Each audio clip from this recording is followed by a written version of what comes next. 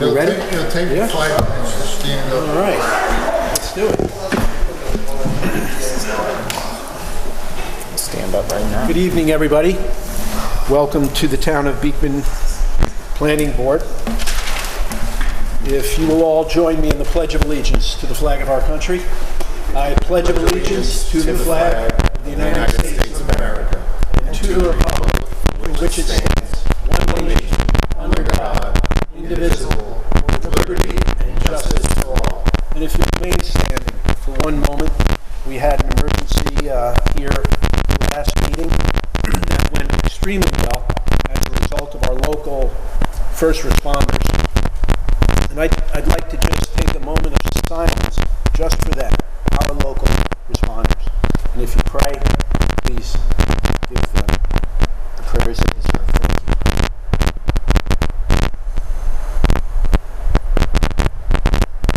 Thank you. Thank you. You'll be seated. Take notice of the exits. There's one at the end of the hall, here to my right, and one here as well.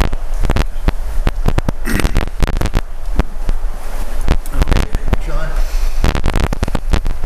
Hey, Warren? The last meeting, when that man collapsed, I observed what you did. And my feeling is that you did extremely well. You were there, you assisted the person, you made sure he was alert, you questioned him, you were focused on him and kept him focused by asking questions concerning his health issues. And I think what you did was extremely important at the time before the EMS arrived, and also once EMS arrived, you were able to provide information. So thank you. You did an extremely good job. Now, is that your daughter that showed? Yeah. Very good. And so, what's your name, young lady? Yeah. Jessica. You're an ENT as well? Yeah. You actually were the first there and called 911? Or? Oh, you did. Yeah. I didn't realize you were Peter's daughter until just this moment. Thank you. Yeah. Jessica, thank you. Appreciate that, Jessica. Yeah. So this evening, we have Aletha here, right, who is now Planning and Zoning Administrator for the town of Beekman. And it's very important, anybody who speaks at mics, board members or the public, speak into the microphone so that proper minutes can be taken.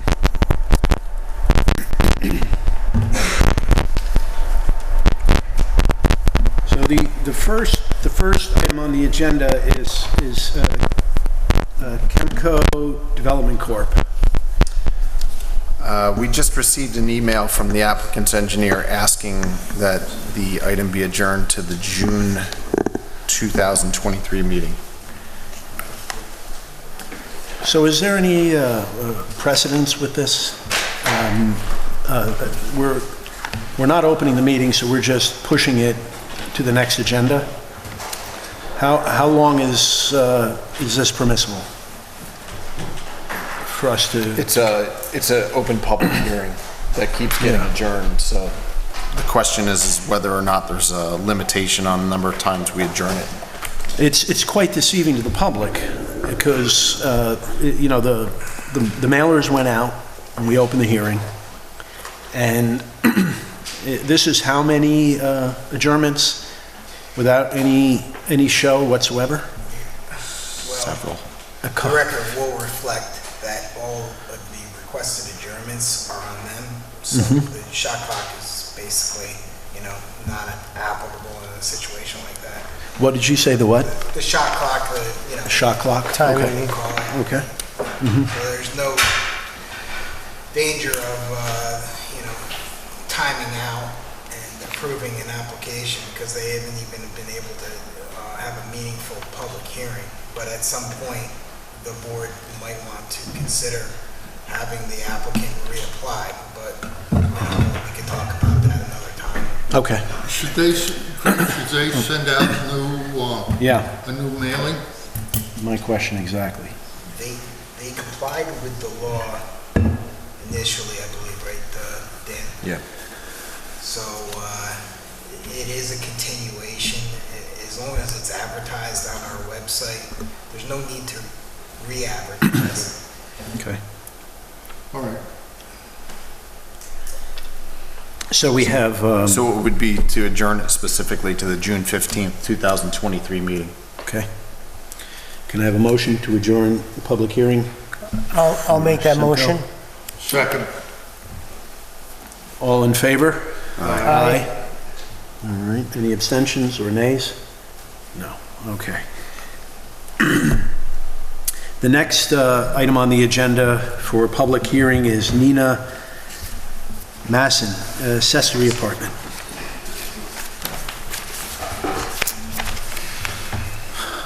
While Mike's getting set up, the planning department took a look at the certified mailings and also the affidavit from the Poughkeepsie Journal. There is one mailing that was missing. There's a requirement to send mailings to within 500 feet, every property within 500 feet, and there's one missing. Okay. So the white card showed that it, unless it wasn't given to us, that it wasn't sent out to them.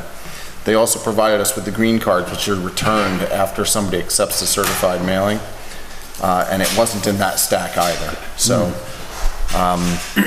Craig, you might have to give some guidance on this. I don't know if we have to advertise to that one extra person and continue the public hearing to the next month anyway. I mean, we can obviously continue with the opening of the public hearing tonight, but... It's harmless error for that one, as long as, in this particular case, you're not going to be taking any action, or it's not recommended that you take any action, right? With respect to a resolution of finality, then the applicant can renotice the one owner that has not been properly noticed. But even if we can proceed, it's really a harmless error at this particular point in time. But we could still open up the public hearing? Yes. You can open, you're going to keep it open, it sounds like, if there's not enough information to your liking. And then the applicant can renotice to comply. The one applicant, the one that we missed, because we realized we did after Dan told us, he's actually in Oregon. I'm sorry? The owner is in Oregon. So I doubt he'll fly in. Doesn't matter. I know. As long as you comply with the notice, We it will. doesn't matter whether he gets it. We're gonna send it out tomorrow. We Could be realize in Vietnam. that we're gonna send it out tomorrow. And then we'll provide the white card and the green card prior to the next meeting. Do you want him to speak first, or should we just open up the meeting? Let's let him speak first, yeah. So please, your name again, sir? My name is Michael Berta. I'm the architect for the applicant. So a little bit about the project is that we have a existing single-family residence with a detached, or with a garage, and we're going to be converting part of the garage into an accessory apartment, connecting it to the house with a breezeway. The existing house will be reduced from a 3-bedroom to a 2-bedroom, keeping the septic count the same. We'll be adding a little bit of landscaping. I know one of the comments from the board and the consultants is a little bit of extra screening on Route 216. There's plenty of it there now, but what we're proposing to do is supplement a little bit of what's there with a couple more evergreens right in front to screen the garage, or what will be the apartment. And and we're going to be doing a little bit more landscaping and that. Now, I know that there is one violation on there, and I spoke with the applicant, and they will be submitting a building permit, or talking to the building inspector about having the shed removed. You know, what's going to be if a demo permit, or if she can just take it down. So they're going to be taking care of that. So that'll clear up the violation. All right. Very good. I have a problem with taking it down. You're hired. Take it away, Tim. The shed obviously is put there for the garden. Correct. And, okay, maybe it shouldn't be against the road. Maybe it doesn't affect the line of sight No. at all. Maybe it should just be put on the other side of the garden. The problem is that they don't think that it has another move left in it without it falling down. I'm sorry? They don't believe that it has another move in it without it needing real structural rebuilding. Is it greater than 100 square feet? I've never measured it, so I can't answer that, but I think it's close. The criteria is 120. Rob, I don't think Yeah. it exceeds If- 120. I think it is. I think it is Yeah. 120. More than 120, yeah. It's 140. Is it 140? So what happens is our code says that any structure that's over 120 square feet accessory, that it can be no closer to the front yard line Right. as the principal structure. And what the problem with the lot is that it's technically a double frontage lot. It's a corner lot, Main Street on the west side, and you got 216 on the south side. So technically, they're both front yards, so any structure that's over 120 square feet can't be within that closer proximity than the house is to those front yard lines. They can ask for a variance from the zoning board. That would be the alternative. Are you going to ask for a variance or take it down? Well, it's a good question. The question being is if we ask for the variance, we're a couple months out, and we're hoping that we should have health department approval before the next meeting on this. So we're hoping to be able to get approval at the next meeting, and I'm assuming that with the variance application going, that we wouldn't be able to do that. Isn't that a total separate from what they're Site plan. Historically, we always have a condition that if there's any violations on the property, that they're solved as part of an application before the planning board. And just applying for the variance, So it's tell me if I'm violation. wrong here, but just applying for the variance doesn't negate the violation. Correct? Or is it, am I wrong? The variance would, yeah. Yeah, Well, no, then you'd have then it would be a permitted, No, I'm saying, Non-conforming. applying for the variance, we'd have to get the variance. And Well, yeah, it's a yeah. two-meeting. By the time we get the filing, we're looking at probably July by the time we would get approval on it. I would assume. I'll talk to my client and see what they want to do. it could be that the violation would have to be cleared up before the issuance of a C of O, Okay, which would give a lot more time. yes, all right. Let me talk to my It's client. not necessarily about the signing of the plan, but about the issuance of a certificate of occupancy. Okay. If that's the case, then let me talk to her and we'll see, because I know she'd Right. rather keep the shed. So Or we'll else see. take it down and replace it with one that's 120 square feet and you're in compliance. 119. So, All right, well, I'll talk to her. We'll see what we can do. Maybe we'll just knock 20 square feet off of it. Move the gable wall in. So it gives us a couple options. I appreciate it. Thank you. Thank you for your guidance on that. And obviously, if it's gonna stay, then we gotta show it on the plan as Yeah. well. So, I'll make a motion to open them. yeah. Oh, okay, now that I've stirred the pot, go ahead. Do you have any more No. to say before we open the? No, I think, it's a straightforward project. Right. I think, it's, I think what we're doing there is actually going to be, it's going to make a nice little compound. You will. And I think it'll be, she's going the extra mile and doing it the right way. So I think it's going to be a benefit to the neighborhood. Look forward to seeing those flowers Yes. bloom. They're gonna Yeah, be something right. else. Yeah. I was watching her out there the other day. I was gonna take a picture without asking permission, but I'll catch her next time and ask. Oh, she'd be happy. She'd be Yeah. happy if you did. I'd like, oh, If you haven't done so already, can you make a motion to open a public hearing? I was Right, we're gonna do that now. I was just about Thank to, you. yeah. All right, I'll make a motion to open up the public hearing. Second. Okay, all in favor? Aye. Aye. All right. So, some of the rules for public hearings, and the purpose of them is so that everybody has an opportunity to speak. Limit comments to 3 minutes. If you have more to say and it's not redundant, you can continue to a point. You just need to announce your name and your address, and then begin speaking. And you'll be addressing the board, not the public. So is there anybody in the public who would like to speak about this project? Mr. Crane.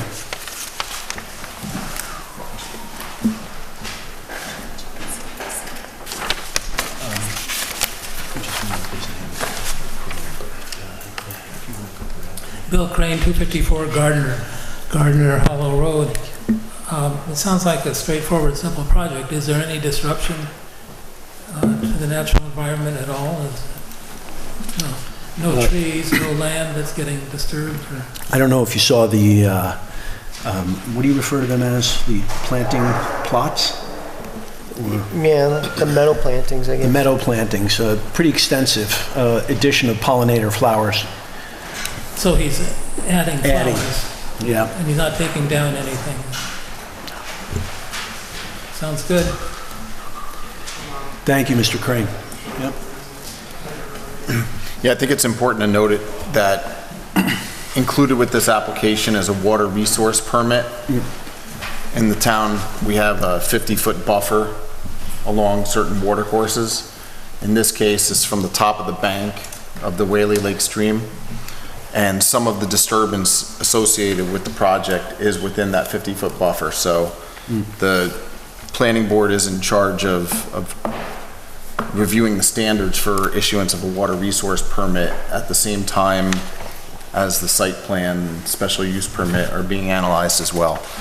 And in this case, we have some standards in the town code that we can go through. Whether we go through them tonight or at the next meeting, it doesn't necessarily matter, but it should be noted for the public that this is also a public hearing on site plan special use permit and the water resource permit.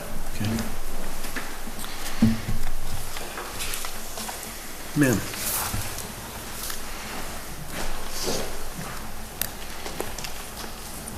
Good evening. My name is Elizabeth Crivello Jordan. I'm 37 Main Street. I share the stream and part of the land with the project. And on behalf of everybody who received the letter, the certified letter, we could not be happier with our new neighbor. Even before we ever received the letters, she has been nothing but kind and respectful and has told us everything that she's planning on doing. So I just wanted to speak on behalf of the Main Street part that we could not be happier. Thank you. Thank you. Thank you. Great to hear. Did she announce her name? Yes, okay, yeah. Is there anybody else from the public who would like to approach the podium regarding this application? No? All right. Can I have a motion? Motion to, Adjourn. We Close or we adjourn? can't close it. no, I don't want to close it. Yeah. We want to, Adjourn. Adjourn it to- Adjourn, thank you, adjourn the meeting. To June 15th, 2023? Right. Are To there June, any, June 15th, 2023? Are there any comments that the board wants the applicant to address as per the engineer's letter? Is there anything that you recommend there? Well, we, I mean, I think that there's a number of things that I put in here. I think Mike has already mentioned he's starting to work on some of those already with the health department and things like that. You may want to have a quick conversation about some of the existing vegetation along 216. Because I understand and I haven't driven by there in the last, maybe month or whatever, but there were some evergreens along 216, and your plan shows some shrubbery that you were proposing there to help kind of screen it, because 216 is on the scenic roads and scenic view shed overlay. So was that supplemental, or was that in place of, or? What it is the row of evergreens you're talking about is on the side yard. It doesn't go in front of the property. There's some low level vegetation, and shrubs and plantings as you come in on the right side of the driveway as you come in. And basically the scenic overlay, what we were doing is we were going to supplement a couple of larger and kind of continue the evergreen row that's on the side of the property to the front of it to kind of make an L shape to screen it as you're coming by, so that it's screening the property as per the. So I got on Google Street View before, and I saw that there were trees there. Have those been removed then? Is that what you're saying? Well, no, the trees there's nothing between the driveway and the side property line, which is over on this side here. There's just a little bit of low-level vegetation in this area here. All the larger street trees are on this side here. We're not touching those, are staying there. They already give a very good cover for the house. It's adjacent to the parking lot. Yeah. Yeah, it's right next to it, yes. Yeah. Yeah. Now, what's your, Well, yeah, my whole thought on that was that they should be shown then, just so that we're understanding what's existing and what's proposed, because, yeah, see these trees here? Some nice trees up in the front there. Yeah, but those are the ones he's talking, go to the left. Those are the ones he's Yes. talking about. But the plan shows some other potential proposed over in this area as well, on the west side of the existing driveway. There's a couple of trees. As long as it does not obscure the line of sight.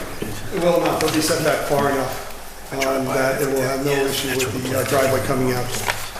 Well, actually, the small shrubs and plantings that are there now, these will actually go behind it, because I don't want to block the view of those, because, they're actually quite nice.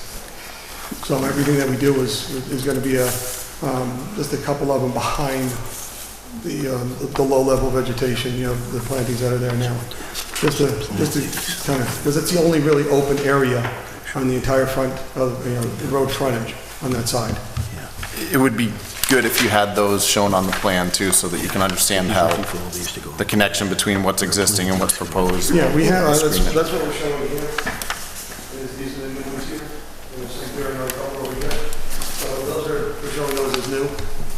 Yeah. But what we don't have is, we don't have, these couple that are all the way down here, we didn't put on the site, we didn't, so far down, we didn't show them, but we'll add them. There's a number of them right to the west of the driveway. Existing. More Yeah, so, over here. yeah. You can just pull some ties to the corner of the house or something, but you can get them on there pretty well. Yeah. Mike, are you removing any trees as part of this? Well, I take that back, yes, we're unfortunately, with a lot of heavy heart, we're actually pulling one down that's in between the house and the garage. With any luck, maybe might explore relocating it, but I doubt it. But that's the only one that's coming down, which is a shame because it's beautiful, but it's the only real way to get the connection between the two. And along the edge of the river, the stream, I'm sorry, the embankment, what's the limit of your disturbance?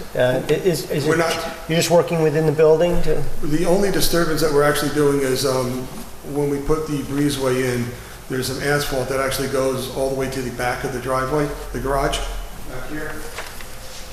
There's the asphalt goes all the way back, it goes back to here, and when we put the breezeway in, we're actually taking that asphalt out and turning that into water. Okay, So we're actually pulling away some asphalt there. okay. But other than that, there's no other disturbance on the property, and there's nothing that's going to be happening at the bank. All the work is inside the building envelope. Okay. Yeah, so within the 50-foot buffer, which this is part of the reason for the water resource permit, There's a new sidewalk, new breezeway, new water service line, new raw sewage line, and then removal of the impervious area he was just mentioning.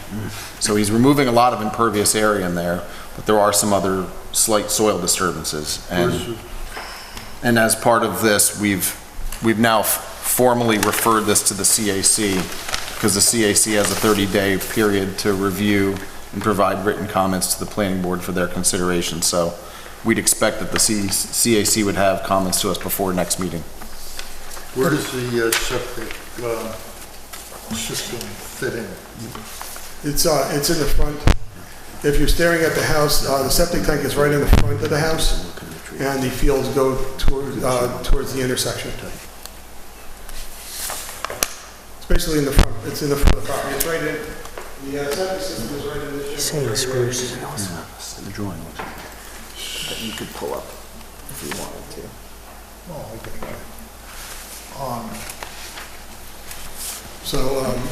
Okay, so I don't understand what the concern is, because I read your comments concerning the septic system. And if it's between the house and the road, I don't understand what the concern is. Well, the concern is that they just need to have the conversation with the health department to make sure that any changes that they make as a result of this application are within their standards, that's all. So they've approached the health department. And honestly, their comments were minimal on what they're looking for, because since we're eliminating the bedroom, their more concern is really with the water line and they want us to verify the septic tank. That's under their purview, not ours. So that's why we refer it to Like the health I said, department. that's all in the works right now, and I've spoken with and Keeler at the health department a number of times, getting some information. Okay. So there was a motion. There was a motion, wasn't voted on yet. To Adjourn. yes. Was there a second? Yeah. Okay, all in favor? Aye. Any abstentions? Nope. Any nays? Letha, did you get who the motion was made by and who the second was? I second it. Thank you. All right. Anything else? You had mentioned that you may want to go over the water course. Did you want to review that? Do you want to do that today or wait till next? If you're going to make any headway with the health department, just to show, I mean, I'm not sure what they might ask you for. They might ask you for a septic tank up for the new structure. They may not. I don't know. So Yeah. it might be worthwhile just to wait, All right. because that can be all done one time. Okay. But I'll just comment, I mean, such minimal disturbance here that I'm not even sure it's worth going point by point through that water course reg. That's just my opinion. I mean, for next time, I'm just saying, next time when we discuss this, unless there's some changes that occur between now and then, right now he's looking at incredibly minimal disturbance to the adjacent area of the water course. And part of that could be the CAC's written response too. You could consider what they have to say about it, because it's partially under their purview as well. So Yeah, if they, we'll see how they respond, and then we can make our own decisions as a planning board after that. Sure, and of course, I'd love to hear what the CAC has to say. Yeah, I mean, the funny thing is I understand the setback taking from the top of the bank, but the finished floor elevation, the finished grades on the two structures are 14 feet higher than the BFE. It just happens to be a very steep bank right there. Right. Yeah, it's just the proximity. I know. But we worry about the riparian area adjacent to the stream too. But you're not doing, you're just working within the building and on the opposite side of the building from the bank, so it's really kind of we see a lot worse, a lot bigger issues to deal with and stuff like this. Yeah, I think you're going to actually have a reduction in impervious area in the riparian area, which is a good thing. Yeah, the way I calculate it, I think we're almost dead even. we're a little less, we're gonna have a little less disturbance when we're all said and done here. But minimal. Excellent. All right, any other comments or questions from the board this evening? Okay, thank you.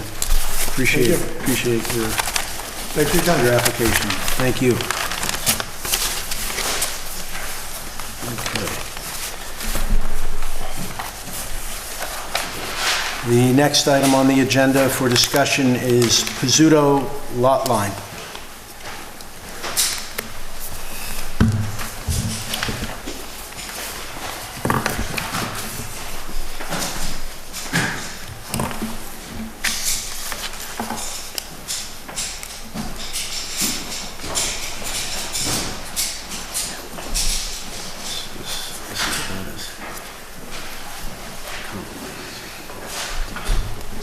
Really? With the deeds and remember that? This is Oh. the railroad and the wetlands. Oh, right. Incredibly confusing.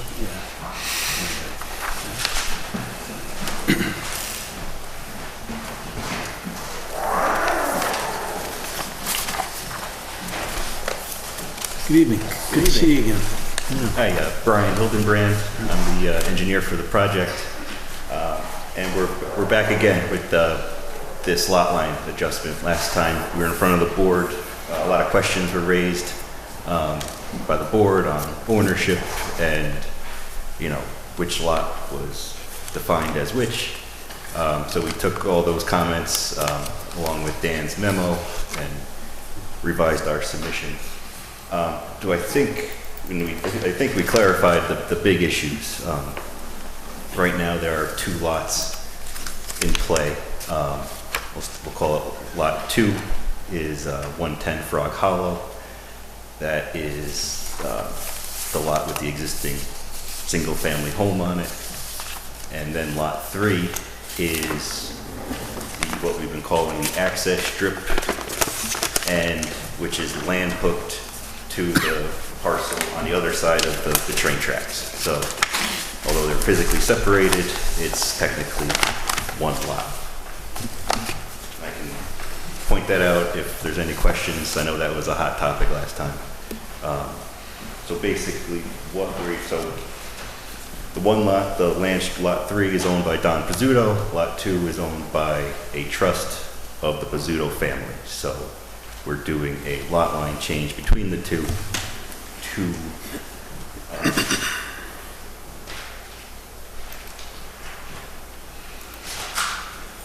borrow some area to create a building area. I just have to stop you right there 1 sec, because to begin with, I'm confused. What's lot 1?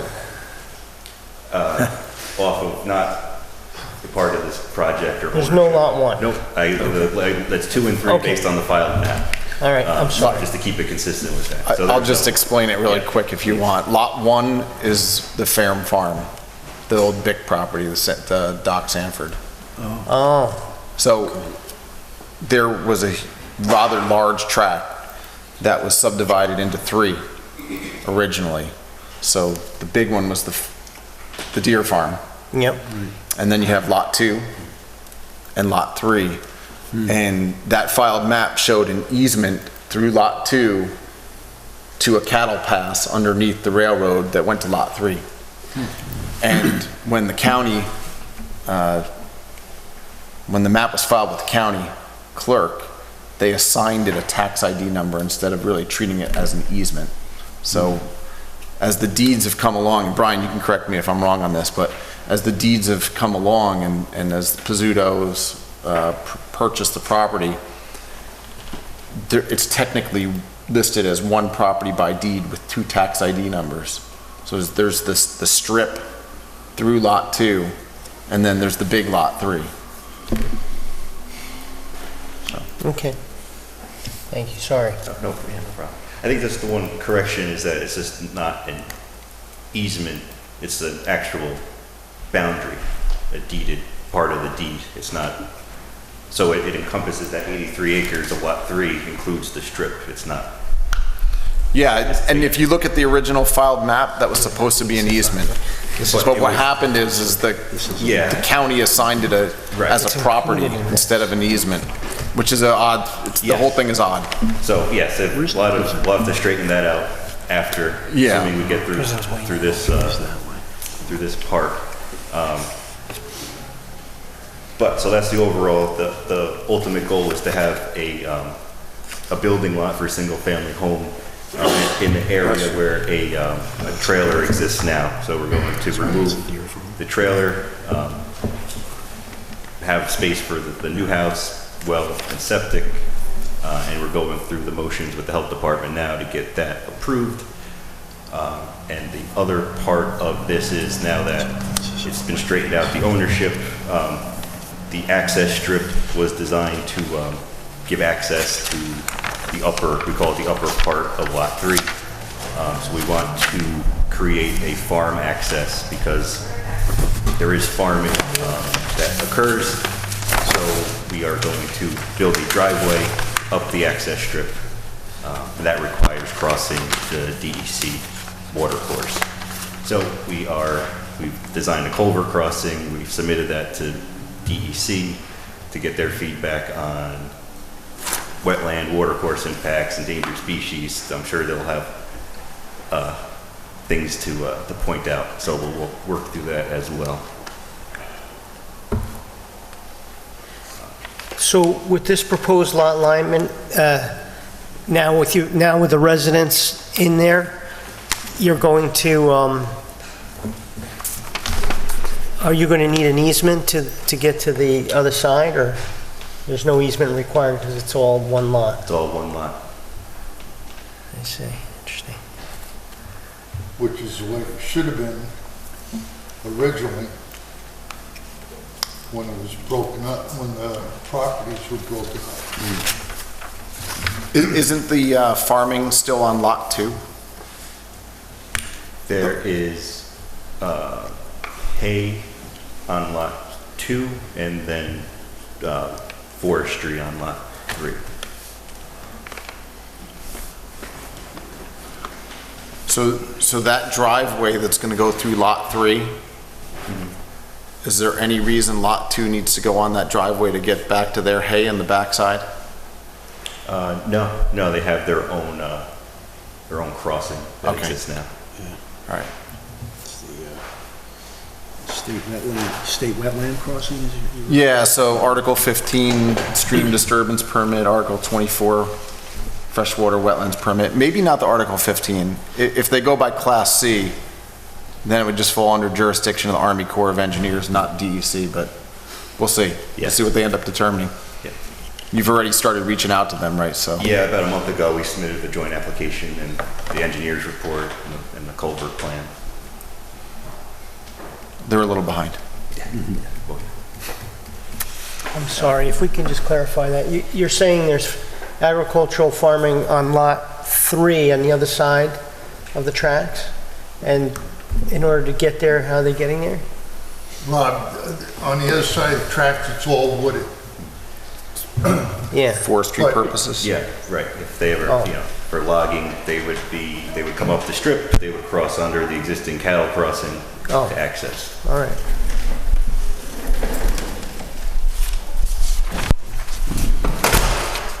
Cattle crossing probably was here before the wooded lot really became heavily wooded, you know? Sure. What do you call it? You know, secondary pasture or something probably originally.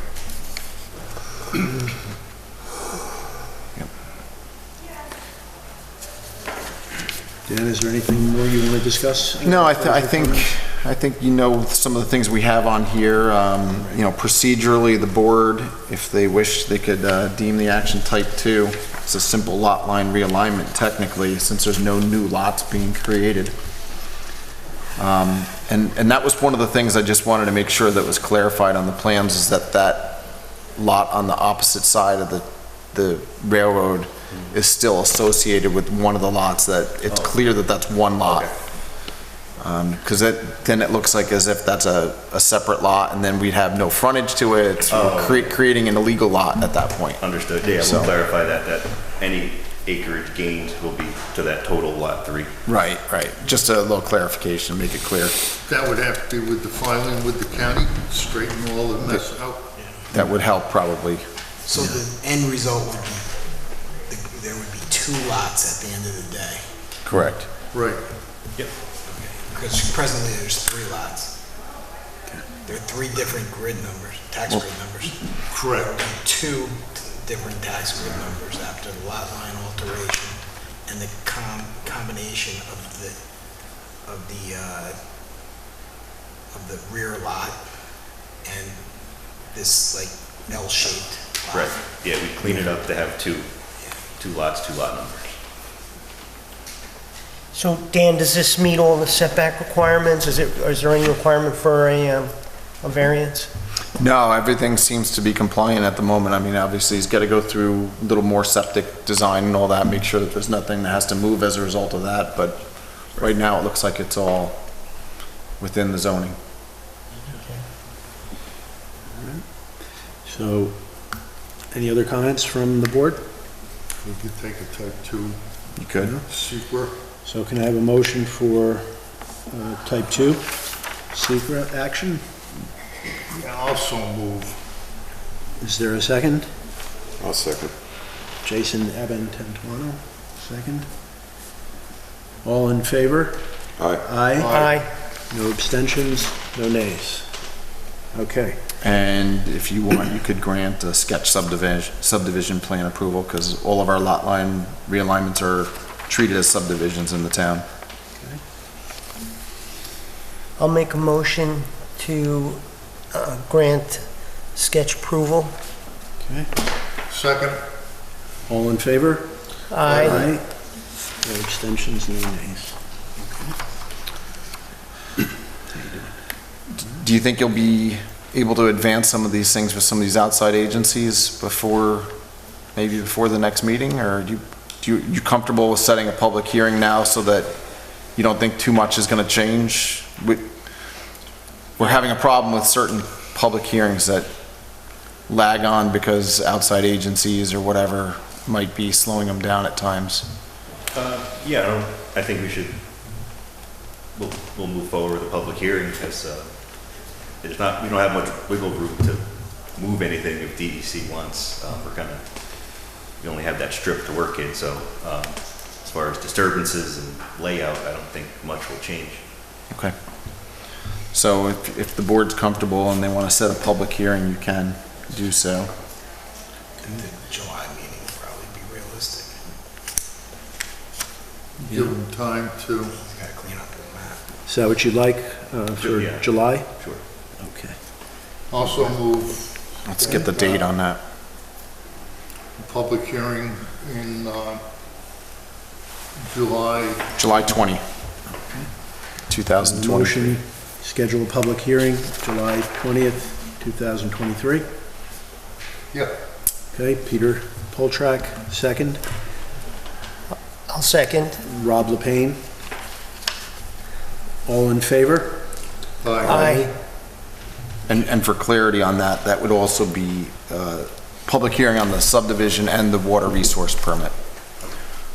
And typically, when we have water resource permit actions that are also associated with DEC permits, we like to basically defer to what they do. Okay. So, but we have to have a public hearing on it as well, so we can run it at the same time.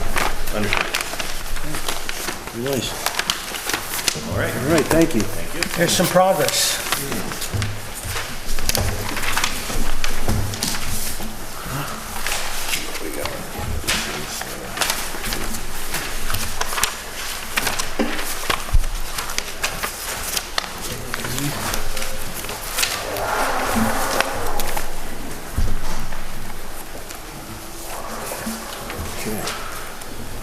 All right, the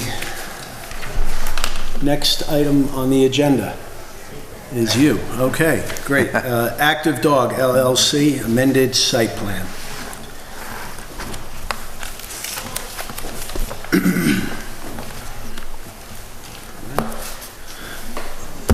Let me just start off real quick on this one, if you don't mind. The as you know, the board had granted an approval for the site, and it's up and operating right now. There's still a few issues, I think, before the Speedy's permit was closed out or something to that effect. And so we're treating that as a completely separate project because that went through the approval process and there's still some kind of lingering construction issues at that point, right? This is an amendment to that application, so it's amended site plan special use permit application to add some things that Brian will be happy to talk about, I'm sure. So in terms of how we're looking at it, we wanted to set up as basically as a separate project completely so that things can be probably tracked a little bit better in terms of finances and everything. We just thought it would be kind of getting too sloppy if there's a planning board action, but there's something that was already approved. So they're going to be setting up a separate application fee and a separate escrow for this project. Okay. And as a result of that, we haven't really done a full technical review, but Brian used the same plan that was approved and added to it. So the plans, I did peruse them even though there wasn't an escrow set up. And I think that they're in pretty good shape to be able to make some progress. But Brian, if you don't mind just giving the intro. Will do. So again, Active Dog was before you last year. It's on Depot Hill Road. It's 357 acres. And it was approved for a dog hiking business. And as you might remember, dogs are brought in, they are hiked on the 300 plus acres. It's been very successful, people love it. We haven't heard any complaints that I know of from the town. So as things are progressing, and as the business has proven to work, the owner would like to expand in such that we want to add an additional parking area, drop-off area, to increase the number of vans. It was, part of our discussion last year with how many vans would be coming. It was hard to pinpoint because the business wasn't actually operating yet. I think, Eric, what was the number? It was 18? It was 18 was approved last time. We're here tonight to ask for 25 vans per day. So again, when I say that, that's throughout the entire day. They're not all coming at once. It's, in our opinion, not a busy site by any means. These vans enter, you don't see the parking lot from the road. And the intent of this expansion and this new application is to basically copy what we did last year with a new parking area for not only, don't want to say higher volume because it's only so many vans can be there at once, but also from an operation standpoint, kind of lessons learned from this past year of how cars and the employees and the dogs operate. We want to get a better circulation throughout the site for maintenance, for snow plowing. Where we're proposing this new lot is a meadow. There's no trees removal proposed. It's less of a gradient than what's there now, which is a concern. Observed in real life over the winter when these vans are on site. So the overall project is still the same model. It's hiking. There'll be a few vans at a time, but they're not. The whole point is not to have packs of dogs crisscrossing on hikes. So part of their business model, it only works if they do it correctly, and that's what the plan is. So below up, gravel parking lot will be gravel, similar to last year. You added, what was submitted was it showed the road and the two fenced areas. at some point. Oh, I don't see it. there's another sheet. You can go down to the next sheet. There you go. That shows the blow up of it. Yep. So, yep, at the bottom of that screen is the existing parking lot that was installed last year. The intent is to have an access out the back of that for circulation, for snow plowing, to put a double gate to allow snow removal. And then the gray hatched would be our proposed access drive and parking area. The parking area will be fenced just like the other one. Double gates for access, double gates on the back for snow removal, areas for trash receptacles. The trash gets picked up weekly. There's been no issues with maintenance or sanitary issues. And the storm, we did prepare the SWIP, just it's more or less the same idea. There's hundreds of acres of repairing buffer and we're only adding gravel driving surface. So the gray area is the proposed area, right? Yes. Capiche. Okay.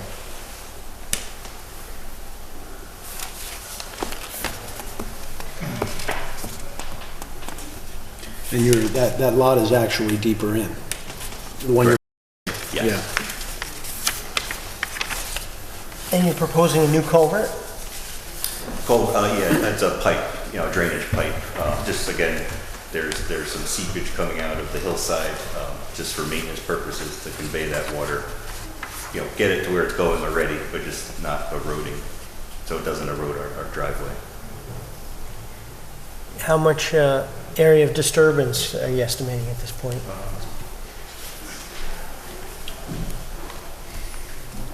It's 0.4 acres.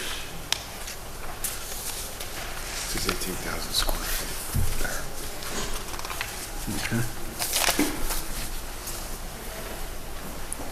Dan, any comments?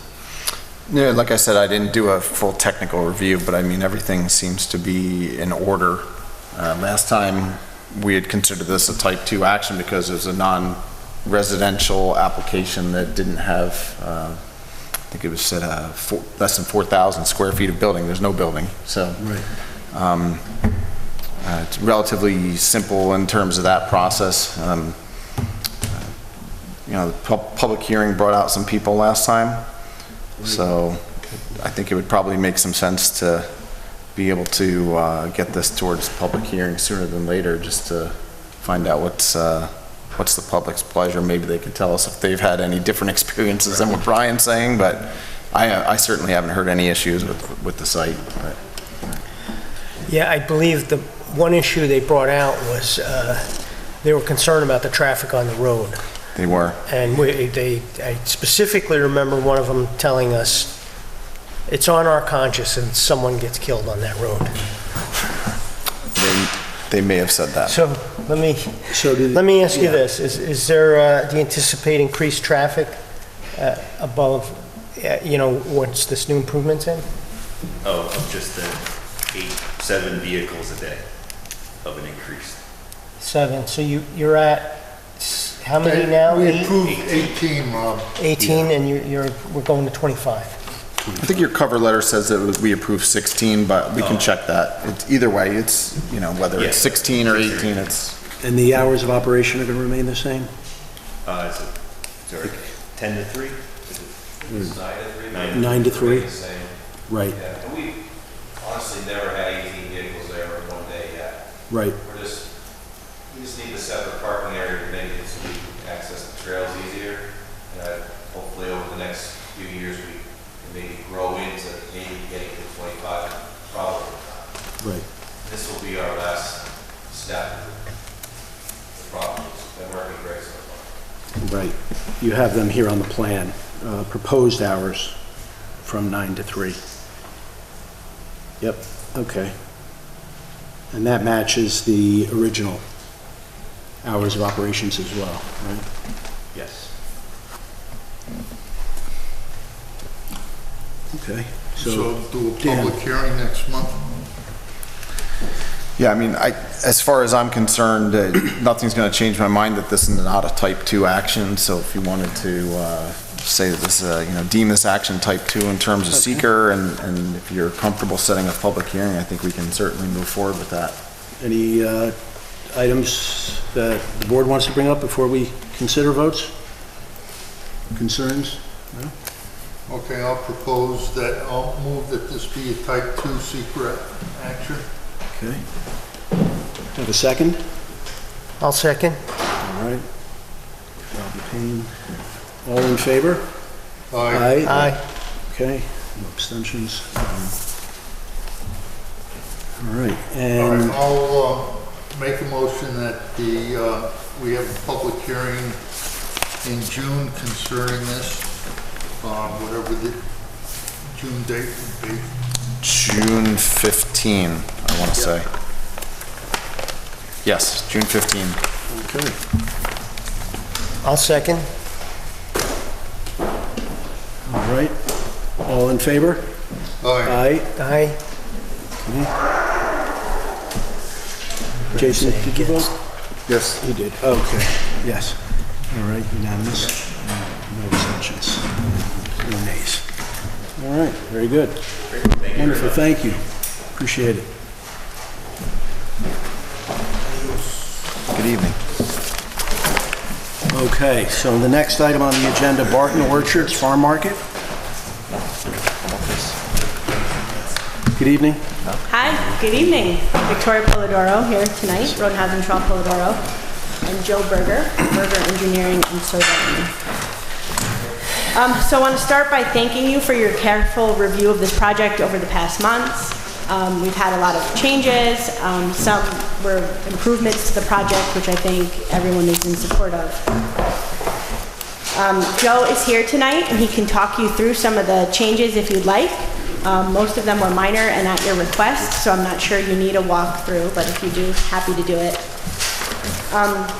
Otherwise, I know that you're being handed a draft resolution for conditional approval. We do hope that you will vote to approve the project tonight. I trust you've all... I apologize, Victoria, what did you say? You hope? You will vote to approve the project? Oh, understood. Thank you. I didn't understand. Thank That's you. okay. I can speak more slowly. I trust you've all received my letter on the issues of hours of operation. We continue to assert that there's no legal authority for the board to limit these hours, especially once a liquor license is obtained. I don't need to belabor the issue, and we will preserve that for future discussion. But as far as putting a condition on, I do think the hours you've chosen are unreasonable in and of themselves. Right now, it's after 8 p.m., and it is light out, there's activity, there's noise in the parking lot, it's not bothering anyone here at Town Hall, and I don't think that 8 p.m. would be an unreasonable time to extend hours to for a farm market, especially during the summer growing months when the season is longer and the days are longer. So Maybe you do by daylight. So in other words, limit during the, when it's dark and this time of year when it is more light,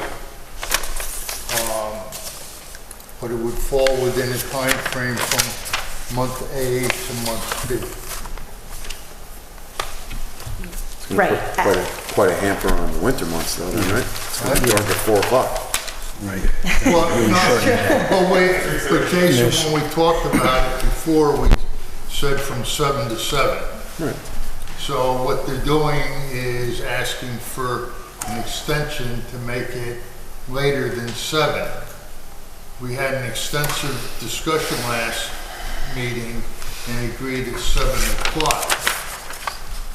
7 o'clock would apply to the winter time, and I wouldn't have, personally, I would not have a problem this time of year extending, we'll say, for another hour or hour and a half. But it'd be specific from, let's say, May 1st to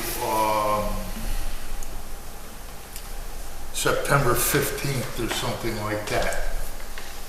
Why don't let's address this, and we'll talk more about that. Joe, did you want to go over the changes? Yeah, please. Pretty straightforward. Can we get that on screen? Can you, Dan, can you put this on, can you put their thing on the screen at all, or can you?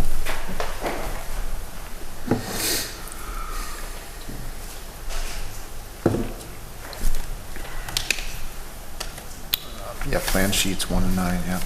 Sheet 3. Probably sheet 3, yeah. Sheet 3 is the grading of Saw that, that's pretty sharp.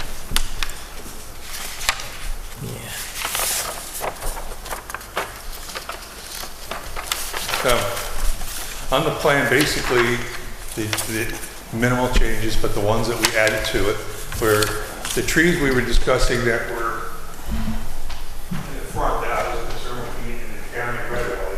I slid them, I kept them, I just slid them onto the property so we didn't have an issue. Yeah. So we kept all the tree numbers that we had before. All the trees are there.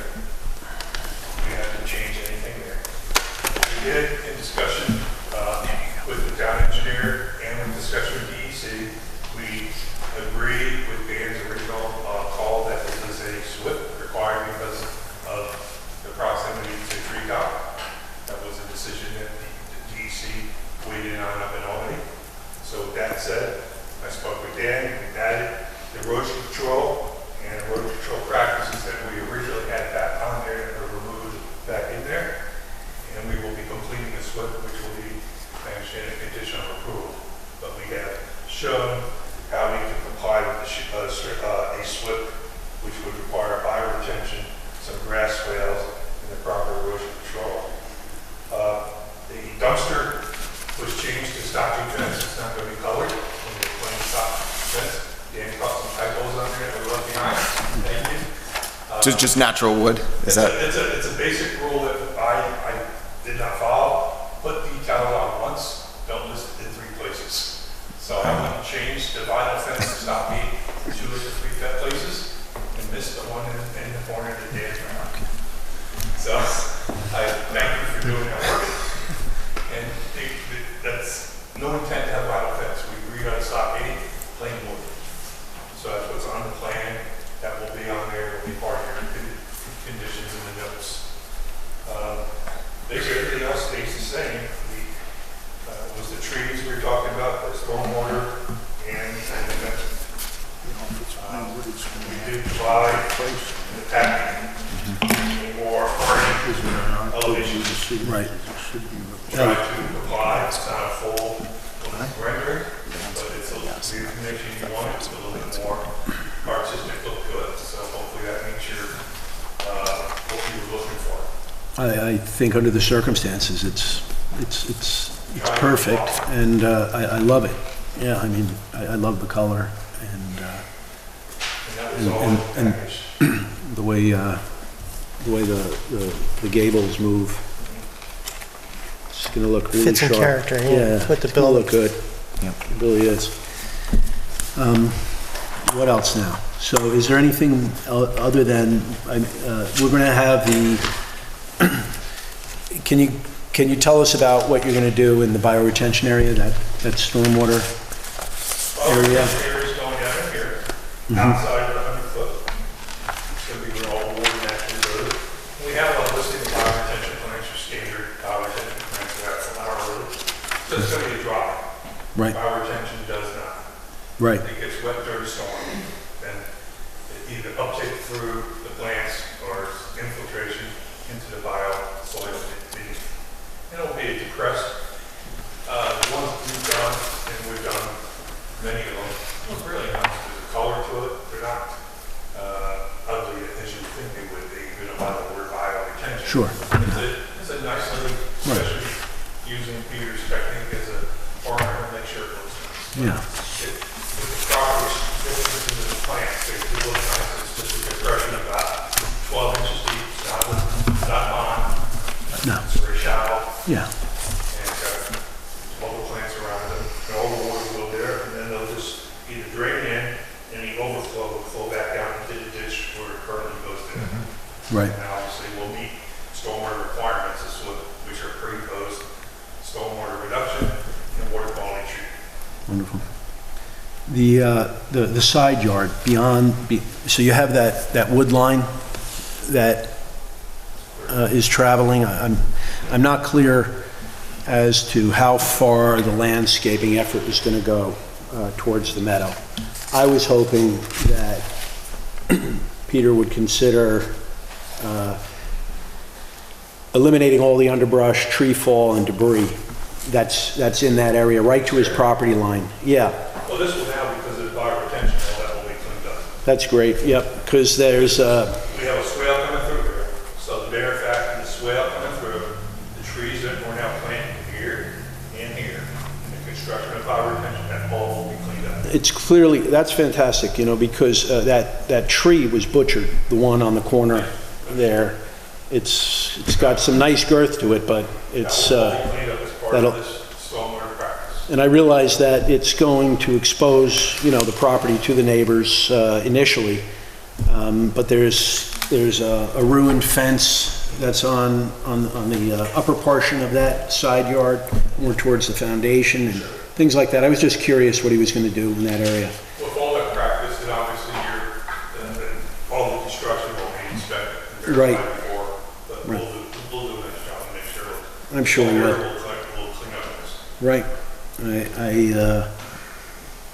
I think, you know, even though it'll expose the building initially, in the long run, clearing and cleaning it, and then letting nature take over where he chooses to have it take over would be a real kind gesture to the town, you Yeah, know? we're placing the fire retention, so we're not taking any of the big trees down, this is where you're still staying. Right, There's yeah. only pockets closest to the property line. Yep. So that we can keep those trees there to provide a buffer while the building. Number 1, 2, 3, 4, 5, 6, 7, 8, 9 trees right around there. Which will resolve the view shed issue once that's all clear and clean. I think we have a hardy amount of trees right in here to buffer these two houses. Yeah. Hey, John, Yep. concerning that, I'd like to suggest that the fence be extended, so you say, I guess, in a westerly direction. Further towards Beekman Poquake Road, But, right? yes, closer to Beekman Polkway Road with the intent, purpose of providing headlight screening Right. as people come in to use the electric vehicle stations, but also for the proposed parking. Right, But we have the fence right here already. right. I'm suggesting extend it. Well, that's where we got 4 or 5 trees. I'm suggesting extend the fencing. You may have 4 or 5 trees, but as a member of the board, my input to my fellow members of the board is that in spite of the trees, I think the fencing would do more to block the headlight glare than the trees will. The trees will supplement it. You've already agreed to put fencing in the locations where the electrical vehicle stations are, So, Joe, just to with the same clarify, purpose. just to be specific, what he's referring to is this gap right here. So your fence stops here, right? And here's one of the homes. So he's looking to just improve this view this way, is all he's trying to do. I wouldn't want you to do anything about changing where these trees are. Quite possibly, what you could consider is some fencing in here, maybe. How much fencing you guys are doing? What would be sufficient to, So what what is would be this? sufficient to reduce the glare when people drive in? What's And this that's one? got to be based on the line of sight. What's this length, Joe? That existing length here? That's a fence right along there. What is the length of that? The parking spaces are 9 feet wide, so was it 40 feet? About 40 feet. So this is 40 feet, About. about? So, Yeah. you know, personally, maybe half that, somewhere back in here. Back in where? Because you're gonna have, back in here. Do the first tree there, Well, because they're gonna have the bioretention here, and they have all these trees. but it has to do with the line of sight. Yeah, so here's their house, and here are the parking spots you're concerned about, right? So Both as they places. drive in this way, you're concerned about the headlights hitting the Right. house, and the fence is here. So if they put the fencing in here or in here, then it'll accomplish what you're concerned about. They're talking from the first tree about 25, 30 feet? Yeah, right. This is the first tree, Joe, that you're talking about? That's an existing tree, Which is, right? which one are you referring to? The first evergreen. The first, I would go by scale. this one, right? Yeah. Okay, yeah, that's exactly what I'm, is that what I'm saying? Yeah, I think I was over here, because the house, if everything is in scale. You know, for I'm me, sorry, I don't understand where the fence would go in between the trees? yeah, where it would fit, right. The You purpose, have to go in front of the tree so they. yeah, So now you're gonna see a fence though, instead of the trees that the board asked for No. 2 meetings ago? yeah, no, we're not. You know, I don't know if everything is positioned correctly. This was Dan, would you say they are? what we came up Is everything with 2 scale meetings He- ago. He's a surveyor, so everything's shown on there. I'm pretty sure it's pretty accurate. What's your so. concern? What was just shown, if the fence is going before the trees, I have to question what the point of all those additional trees No, are. We're happy to put a so- fence up. So here's my pen. Yep. Right, and you're saying this is 40 feet, right? There's a gap here, you have a gap, you have one right here, all right? So this is the purpose, all right? The and- trees can be placed any place. Yeah, Why not put the fence closer to the asphalt? yeah.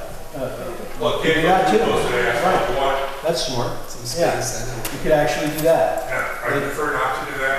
Okay. Reason being, I want it to be higher. So you want it to be on a higher grade as one half. it can also go back here. That would be too low, and then it goes down. I think No, where you put want it- It's sure where you want it, I think it's perfect. Excuse me. Yeah, go ahead. You all right? But where you want it, the highest elevation, so it has to be shades it back. You don't want it down lower where you're going to see your top.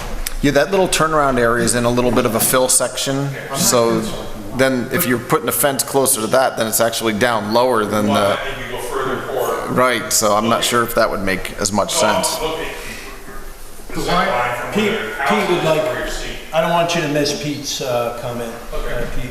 The line of sight is that as the cars come in, it's gonna be in this direction. And as they come over here to this charging stations, it's gonna be in this direction. Part of the fence is gonna catch it, but what I'm suggesting is do your 1-foot berm that you're gonna do here and extend your fencing so that it cuts down the glare from as people drive in here and as they use this area. And you can move your trees accordingly. Your trees are not necessarily at this point in a fixed location.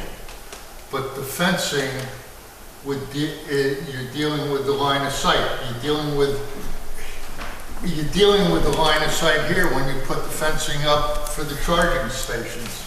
And it's the same, I'm talking about fencing for the same thing for moving vehicles. Okay, so with the fence now blocking all of the headlights, again, I question the need to limit hours of operation, especially. So let's just stay on this subject, and then we'll move on to that one. I want to, you know, I don't want to jump all over and then not have a solid answer, because, That's helpful, yeah. So it sounds like you're asking for a 40-foot segment of fence along the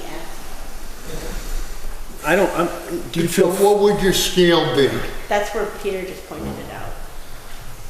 I'm not 100% sure 40 feet is necessary, because you have some fencing there and you have the bioretention pond. But how many feet do you think is necessary? Do you think 40? I won't make any comment on the feet until I put a scale on it to, if everything is to scale. 40? Okay, all right. Turnaround is 30 feet long, it'll get you right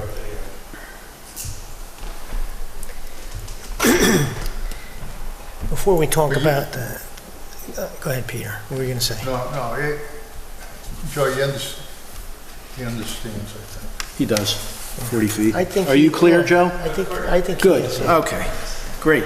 Rob? Yeah, there's, I mean, if it's okay to move off the fence subject, I would like to talk about, I think there's more changes on these drawings than what we saw in the past. You're showing the full extent of the septic system, and it looks like it's starting to head up the hill. And I realize a large part of that is the expansion area. The expansion's in where the trees are. Yeah, okay. We're not but, gonna build it. but some of the active field is where there are some trees. Yes. 1, 2, 3, 4. Yeah, there's the 312s and the 15 that you might have to, All right, so this is new though, right? This is a change. We haven't seen this. It was going through the health department, all going through you. So it's dynamically changed as you got plans being reviewed in two different directions. It's a natural culmination when you pull through it, you see it. Sorry about that, but that's sometimes. All right, yeah. Okay. So that was a request of theirs. We request of the approval for where the system will be. Yeah, that's why we shouldn't, I think we should sort of wait till they get more information before we have the public hearings. Because now, while we're getting the advantage of this, the public isn't having the advantage We of were talking. also sending changes to the health department. We already had it all approved. We went back to the health department changes based on the design changes. So this was a back and forth. We did go to them. We did get their approval, and we had to go back and change their conceptual based on things that changed there. So we did have. It's quite a lot of change. It's a big, it got much, much bigger, this field, than what you initially showed. No, it was there, but it was, we had it in a different location. So you can't move the expansion area to in front of the house? No. Why is that? Is it okay for me to ask that? I don't know if that's all right. They're our expert company there. That's, and honestly, our deeps and stuff are there, the soil areas are different for soil. The soil doesn't perk as well there? How many more places would you like to spend time looking at? This is our As many as I'm feeling comfortable with. I'm just really just asking a question. I feel like you're getting hostile about it. No, I'm not. I've changed it. I'm asking why it's not in that area, and you don't feel like you want to answer the question, or you don't feel like I deserve to have the answer. I told you the answer was that the best soil was right here, or we had it first. Okay, yeah. But that answer came after. Now you want me to Okay. move it to the third location of the system will go even bigger. I'm just trying to save trees. We're not reusing the third. All right, you could keep talking over me until I'll wait till you're Yes, it's done. based on soil. You asked me to explain it, and you didn't let me explain it. No, I did, and then when I started talking, you started talking over me. But you're telling me that you can't put the expansion area next to it because the soils aren't as good? It's not as good. As an engineer, I should pick the best soil, but you do not agree. So if you're asking me to pick a location over here, give me a reason other than being in the front. You have slower soils than a better soil over there. But we're talking about the expansion area. Expansion So you- will maybe use it someday, you're- so it's the same as a normal zone. So you're saying the soils on the hill up by the trees are better than the soils in the front? Okay. We'll move I on. mean, we would also object to having to move the system again and spending the money to redesign it. Just a reminder, it's an ag use, and we're supposed to be doing an expedited review. So we presented something that meets code, and, you know, we asked that the board approve it. The whole idea of the expansion where it was most likely will never ever be used.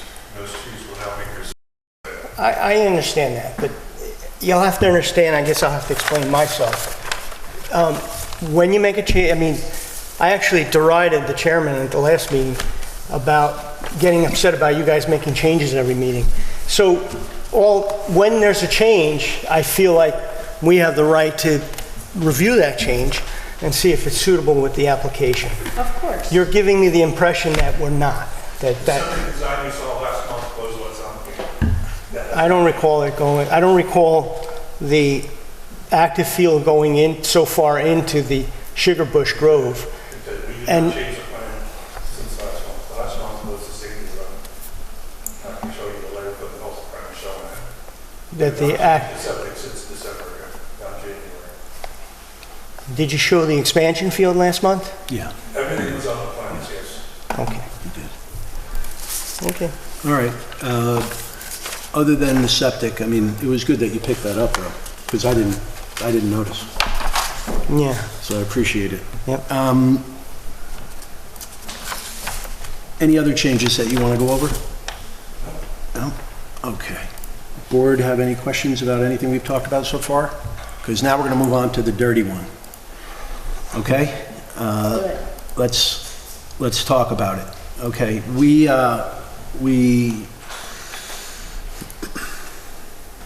never discussed hours of operation, to my knowledge. Okay.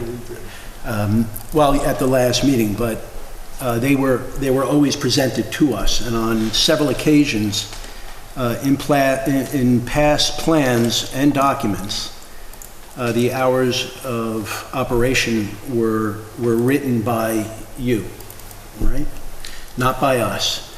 Correct. And they appeared on the plans, and we voted to approve sketch, right, at that point. And you received a favorable vote last meeting for those plans with those hours of operation on them till 6:30. We had a public hearing, right? The public has foiled documents, and the board here hasn't had an opportunity to spend as much time as I have with Dan and John first. So I just want to talk about some of the things that I don't understand. One is, it's being brought up now, 6 months later, after the public hearing, and there were lots of concerns. Last month, and this isn't pointed to you, Joe, at all right, just so you know, even if it may sound as though it is. There were virtually no comments answered in Dan's comment letter of any consequence. This is at the last meeting, all right? And the board was really unaware of that, although I was. A lot of work has been done since then, and a lot of the comments have been satisfied. But you pointed out that we caused you to select those hours of operation and put them on the plans? That's a question to you. The 6:30, did I misread that in your letter? That, I don't believe I said that. So Okay, all right. I can address it. All right, do you want to address that point? Because you already did. Well, the hours of operation were put on there as, I don't think it was the intention that they would be limited to those hours. They were putting them on there to give you an idea of how they intend to operate. And when it became apparent that that would become something enforceable, that's when there was a concern raised by the client who said, wait a minute, that's probably how I'm going to operate, but what if I want to start selling ice cream in the summer, apple ice cream? Then now I'm very limited. And the idea here is that there's lots of other businesses, many located near residences, that don't have those same hourly limits put on them. And he strives to be a good neighbor, and that is why now there's no hours of operation on the plan. And we'd be happy to put them on with some language like, likely hours of operation, but anything that's going to result in the zoning enforcement officer coming out at 6:32 because there's a car there buying a cup of coffee or an apple donut is just going to cause more problems down there. So, all right. I just want to be clear. I mean, are we talking about apple ice cream or are we talking about hard cider? Because, and are we talking about, there's way too much ambiguity, all right, and contradictory information. Well, he's allowed to that sell we're reading, and it's both, and everything. Just bear with me, and then I'll, the points that you made were not apples to apple comparisons. Okay, they were apples to apples. It's an appropriate metaphor, right? Nice. We do have examples, and you'll be getting them because you foiled. You submitted a FOIL request, and I understand that you don't agree that we have that jurisdiction to consider the welfare of the neighbors and to maybe mitigate. I did not talk about considering welfare. Well, that's the way the code reads, and the interpretation to me is that, cars, the noise, the headlights, it speaks to those things, quality of life issues, all right? And we have in the past, as a matter of fact, the applicant that was just here, okay, he's in a residential area, and on the plans, his hours of operation are 9 to 3, okay? And the reason for that is because this operation is smack dab in the middle of a residential neighborhood. And traffic is a concern in this area, meaning the neighbors have that concern. And in his situation, the traffic comes from his vehicles, not from patrons' vehicles. And it's scheduled in a way where it's staggered. It's the nature of his business. So the impact is much less because of that. In this type of operation, you're going to have peaks, lulls, peaks, that sort of thing. Maybe in the morning, maybe lunch, maybe in the evening, right? So there's also others that you'll be made aware of through your request. My concern is that none of this was presented to the community at the 2 public hearings that we had, and now we're 6 months into this after voting on sketch with the hours of operation on it. We compromised, gave you another half hour in spite of all of that. Then 2 days before the meeting, we get your letter. 2 days. Now, I don't think that's appropriate. It's past the deadline, first of all. The request was made, and the board has hardly been able to be educated in all of the information you've written. So there's that. Now, there is a tap room on the property, and we've been asked to look at this as a district, a farm district, right? It's been Not the whole, you're being asked to look at this lot as being within the county agricultural district. right. Okay. So we're not now- opening up review of the rest of the farm. right. You're Well, not what? The rest of the farm is, the operation of other aspects of the farm is not part and parcel of this application, which is limited to this piece. Okay. Well, the fact of the matter is that he has a tap room, okay, on that property with a liquor license. It's lovely. I think it's just a great place to be. So, and appropriate for the use of not apple ice cream, but hard cider and cider tasting. Your request is for cider flights and tasting and et cetera at this location. Now, it just, none of my business, but you're competing against each other. That's one thought. Don't have to talk about it. Okay. It's Mr. irrelevant, Chairman? but just a thought.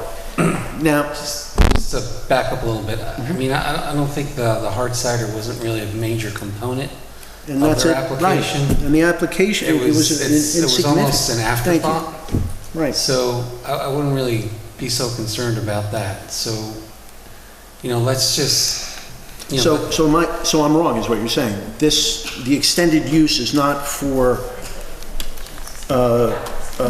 cider tasting in the market? no, it's. Because I thought I read it's for a that. retail farm market. I misread that. No, it is a retail farm market, but he may also sell cider. I mean, you are So correct. he may or may not, it's probably May or not may- a big component of his business. It certainly wasn't expressed that way in the narrative. He already has No. the tap room, so Right. it doesn't really make sense from a business standpoint. So So let's just focus on the hours of operation. I mean, generally, one of the board members had, and maybe some of the other planning board members want to revisit whether they would like to extend it, the hours of operation. I know you've already extended it once the applicant may or may not be amenable to adding additional 40 feet of fencing, so maybe Right. in lieu of adding the fencing, would the board consider, maybe extending the hours of operation till 7 or 7:30? I know the public hearing is closed, but I don't think this is a substantial change. If No you're- compromise on the fencing. Yeah. And it's entirely separate subject, Yeah. the fencing. And to me, John, I appreciate your opinion, right? But to me, it is a significant issue, and it significantly does impact the neighbors. Chairman. Mostly because they have no idea about the new hours of operation, because it was never discussed prior to tonight. Chairman, Publicly. if I may address some of your Yeah. concerns. Right? So, the planning board's role is for the orderly development of the community. And so, yes, you are supposed to look at the welfare of the neighborhood, but those are the parameters within which you review the code as written.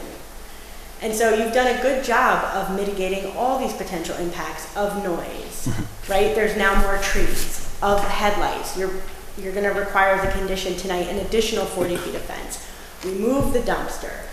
The electric vehicles are the ones closest to the house, so those don't have noise. I mean, all of these project changes, which are both costly and expensive and which have taken time, you commented that they've returned every time we come to a meeting with new plans. Those were always in response to comments from the board. They've tried very hard to make every change that you want, and sometimes those changes conflicted and we went back to a different change. So there has been a lot of give here by the applicant, and I think you've done a good job of mitigating all those concerns that the neighbors raise, the noise, hours, etc. And so I don't think this restriction on hours of operation is even necessary, because you've already required the applicant to put in all of this expensive and costly mitigation, number one. Two, I don't think it's an issue, the hours of operation for the public hearing. We all heard the concerns of the neighbors. The concerns of the neighbors aren't going to change whether it's open to 6:30 or 8:30. They weren't happy with anything, the neighbors. Three, because it's not something that the planning board is even allowed to regulate, it has no impact on the public hearing, because it's not a concern that you really could do anything about. And I know that your attorney and I disagree on the legality of the hours of operation. And Not only the attorney, I disagree on several of your comments that you made now. All right. So, Are you done? did you want to say something, Jim? Well, are you finished? I'll tell you what, it's not for you to tell me, all right, what I can and can't do here in this position. So what I disagree with is that the issues of the neighbors do matter, okay? You said they don't. I said that they do matter and you've addressed them. I said that the hours of operation is not something that makes a difference all right. that would warrant a new hearing. Right, okay. Can I just Go ask- ahead, please. So where last meeting, I thought we had all agreed at either 7 or 7:30. It was 7 o'clock. 7. So now what you took that to your client, and then now you're coming back with what?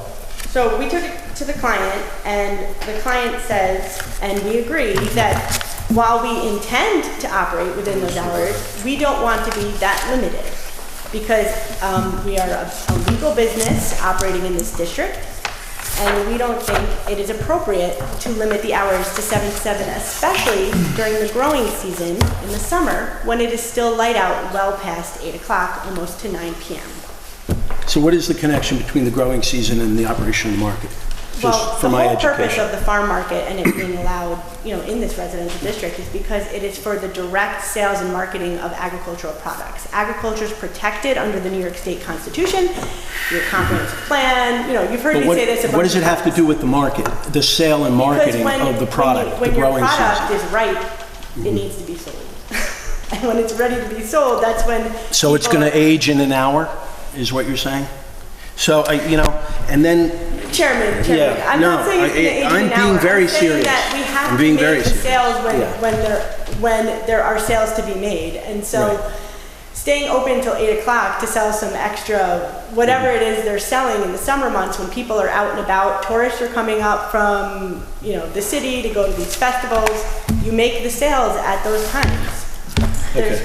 May I just comment then? Yes. All right, so, of course, you're expressing it's incredibly important to stay open later because of the season. Have the opportunity. And for other reasons. Right, I right. understand. So, but you also said that, we do a good job at listening to the community, and part of the way the plan developed was per their comments. Our discussion, or the reason why we're trying to stick to the 6 o'clock hour was because of the neighbors. We've been getting letters from the neighbors saying, thank you for working with us. We know you had to make some concessions, but please don't make the concession on the timing. That's not exactly what they're saying, but that's the crux of what they're saying. And so, because of that, I thought we came to sort of a compromise, because you had mentioned that, people are coming home from work, and, so we extended that to 7. So I feel like we were sort of making a concession as a board to move it to 7. And we voted on it. But what you're basically saying is that's just not acceptable. We have to have the ability to go as late as possible. And I'm just telling you that while it's really important to you, it's also really important to the local residents, the adjacent residents. Their comfort level, they don't feel like they've signed on to being next to what would appear to be a commercial business because of the amount of pavement, the amount of cars, I know we're classifying it as a market, but it doesn't feel like a market to them. It feels like a commercial enterprise, and they want us to I think they're being reasonable in saying, can we just not have to be bothered with this after dinner, And I know that it's hard as members of the community to make the neighbors upset. But that's why we have a housing crisis right now in Dutchess County, because every time someone proposes a project, the neighbors say, planning board, please, just not right here.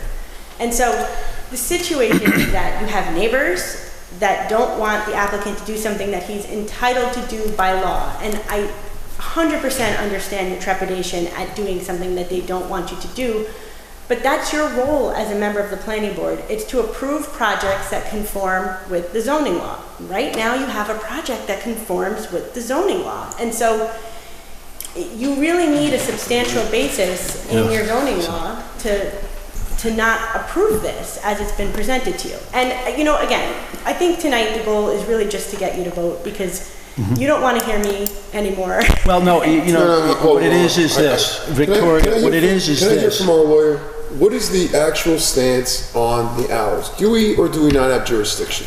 I think you do have jurisdiction. In fact, there's a couple of reasons. Number one, in the site plan criteria, there is a specific section where the planning board has to consider the impacts to the adjacent neighbors with respect to noise, lighting, and other, I think it's objectionable items, which is honestly, you don't normally see that in the site plan review criteria, but it's your criteria, you need to follow that. Right. So certainly the hours of operation will address the noise. In fact, the New York State Ag and Markets guidelines, when they talk about farm markets, it specifically says if there's noise issues with farm markets, the local board may want to consider restricting the hours of operation. So that's from the Ag and Markets. In addition, from the county planning department, the comment was local concern. They provided a recommendation that says you may want to consider the hours of operation. Now, I believe, it's my understanding, you've also restricted hours of operations for other businesses in the town. You may not have restricted them for all of them. Now, the businesses she cited in her letter, they were all along Route 55. In fact, I drove past them on my way. I was in town of Lloyd before this. They're all commercial town center properties. They're all kind of clustered together. Yes, they may abut some residential home here or there, but they also abut other they also abut other commercial districts, and they're on New York State Route 55. I think this is a different situation where you've got, you're surrounded by residential uses. There are no other strictly commercial uses in this area. It's all residential and agriculture. So I think, yes, in the case law we found, as long as it's reasonable, rational, and related, there were a lot of comments and concerns from the public. There's a lot of sightline issues that were concerned and raised. So yes, I think it's absolutely reasonable and rational to restrict the hours of operation. And when he says restrict, the intention is not to hurt his business in any way, shape, or form. And that's, You know, that's a great point. Jennifer, would you like, you need to approach the mic because it's Just being recorded. while she's walking up to, I want to also note the case law kind of says we're restricting the hours of operation, which would in effect hinder their ability to do business. So for instance, this is a farm market. Not many farm markets are open past 7 o'clock. In fact, if you look at the other place they own, I think it closes at 6:30. Most farm markets close around 6:30 or 7 o'clock. If you're trying to restrict a convenience store, that's different. The point of a convenience store is to be open late, to be convenient. So that would obviously, if somebody came in with a convenience store, they would have a better argument. You're trying to restrict the hours of operation for a bar or a restaurant, to 7 o'clock. Obviously, that's going to make a huge impact on their business. In this case, I don't think restricting the hours of operation until 7 o'clock will have any impact on their business because their business is a retail store. Most of them close, about that time. I understand. I can almost picture what Peter wants to do, all right? And Jen, you're going to speak to it, I suppose, in a minute. But that's why I brought up the tap room, because to me, in the meantime, that accomplishes the mission. Now, it may be that when this is up and running and everything is all said and done, it's going to be a magnificent asset to our town. And people are going to look at it and they're going to just be in awe. What is wrong with taking the plans that you have and coming back and addressing that then? Because you have to understand, we have been approached, have spoken to, documents have been foiled, hearings have been had, and now here we are 6 months later, after 2 hearings. This is a significant item that you're asking us to address. Myself, I'd rather address this later, after the business is up and running. At that point, you'll be able to determine whether or not there's a return on the investment for utilities and labor. That's a reasonable request.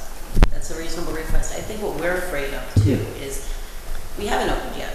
We don't know what the ebb and flow is going to be, right? Right. We have people in the community who go to work, they go to Westchester, they go to New York City, they may not be coming home until 6 o'clock. LaGrange is open until 6:30, that's right, the other farm market. There's a lot more foot traffic there. It may work for us to be just open until 6:37 here as well. Part of it is we don't know what that looks like. And we're just afraid of having to come back and go through the fight again.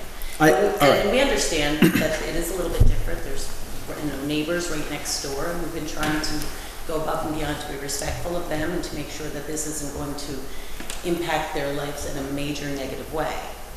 But I do have a question too, and Go ahead. maybe it was in one of the letters.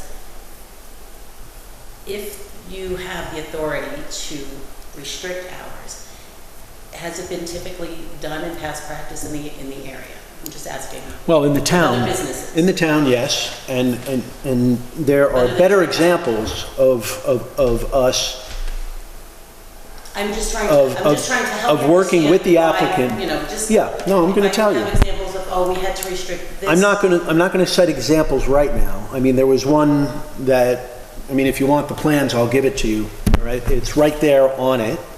The hours of 9 to 3, active dog. But was that a restriction? Or I think we did restrict. We did restrict it. No, that was a site plan decision. There was input from the local residents. We had a public hearing. They came up to the podium. They voiced concerns on traffic. They voiced concerns about strangers in their neighborhood, safety of their children. Yes. And that was a lot of the discussion that drove that and that restriction on those plans. And that was a contentious public hearing. In the end, everybody is satisfied as far as we know. Town Hall hasn't received complaints, the applicant hasn't received complaints. I would have to say almost as contentious as your public hearing here. Well, that's right, I understand. So my point, I'll get to my point. So now they're coming back before us, and they're gonna add more vehicles, and we're gonna have another public hearing. So it's a natural flow. He didn't know. And we've made a lot of concessions as well. We want happy neighbors, right? We want them to come and buy produce and be happy living where they are living as well. My question to you is, and I guess you can't answer it at this moment, is what other businesses have had these restrictions? Well, I don't have the documents in front of me except that one. I do have several on my mind, but you know, I'm not gonna cite those right now. Okay. So they're gonna work on that. Okay. So I think we understand we have a disagreement about whether or not the board can impose hours of operation. Right. I'm hearing it's very important to this board, so I am going to ask that you consider extended seasonal hours during summer months when it is light until 9 p.m. to allow the operation to go until at least 8 p.m. I just think it's an issue to them. Yeah. It doesn't matter to the neighbor whether it's the summer, the winter, the fall, the spring, dinner time for them. They don't, I'm just using some of their examples. We don't want to, after dinner, be impacted by, you know, the neighboring traffic and cars and people at a business next door. And so I don't see how you know, picking a season's going to make it any better or allow me to sort of relieve their concerns. It's still the same concern whether it's any season. Now, I mean, people, families operate differently in summer and winter. Yeah. In winter, you hunker down, you go to bed earlier. In summer, you know, the windows are open, you're out later and up later. So I'm confident at a later date that it will be received more positively. I'm confident. The problem that you're missing, I got flustered before because your manner in which you speak is suggesting what our scope is. It's a little insulting. That's my job. Right? It's a little insulting. Yeah. And now to minimize the neighbors' concerns, that's something that has happened continually for over 6 months. By your team, not by us. Again, that is... Now, forgive me, but if you think of those two things, all right, you're questioning what it is we do, and we're confident that that is what we do and what we have been doing, and then you minimize the public's concerns, and not only were they minimized, but there was a lot of contention that went on from November to now, outside of this room. That matters because the decision was made by you. Your hours were presented to us. You had them on the plan. We voted, we compromised. You brought that issue up. We compromised, we extended them.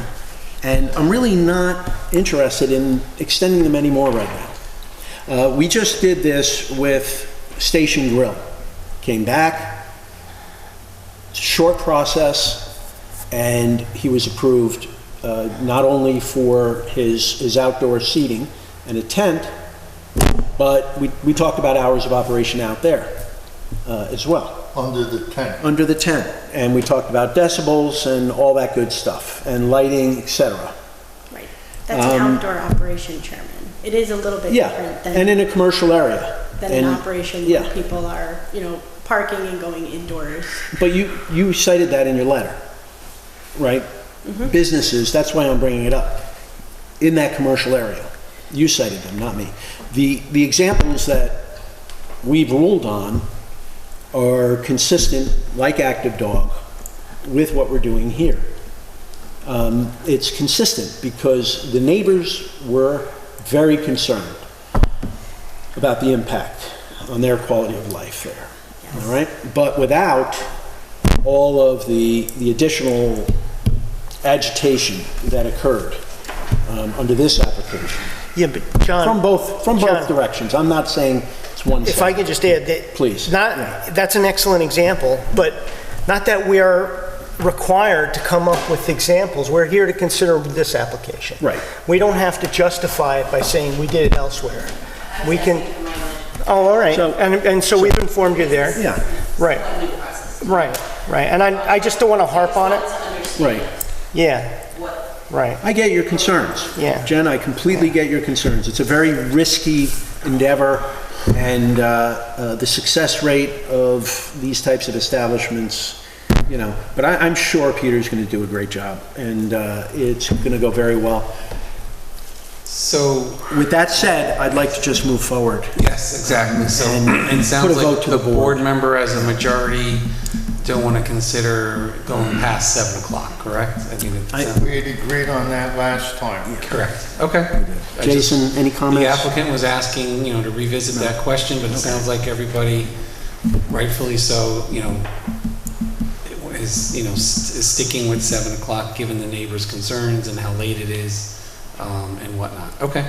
So, all right.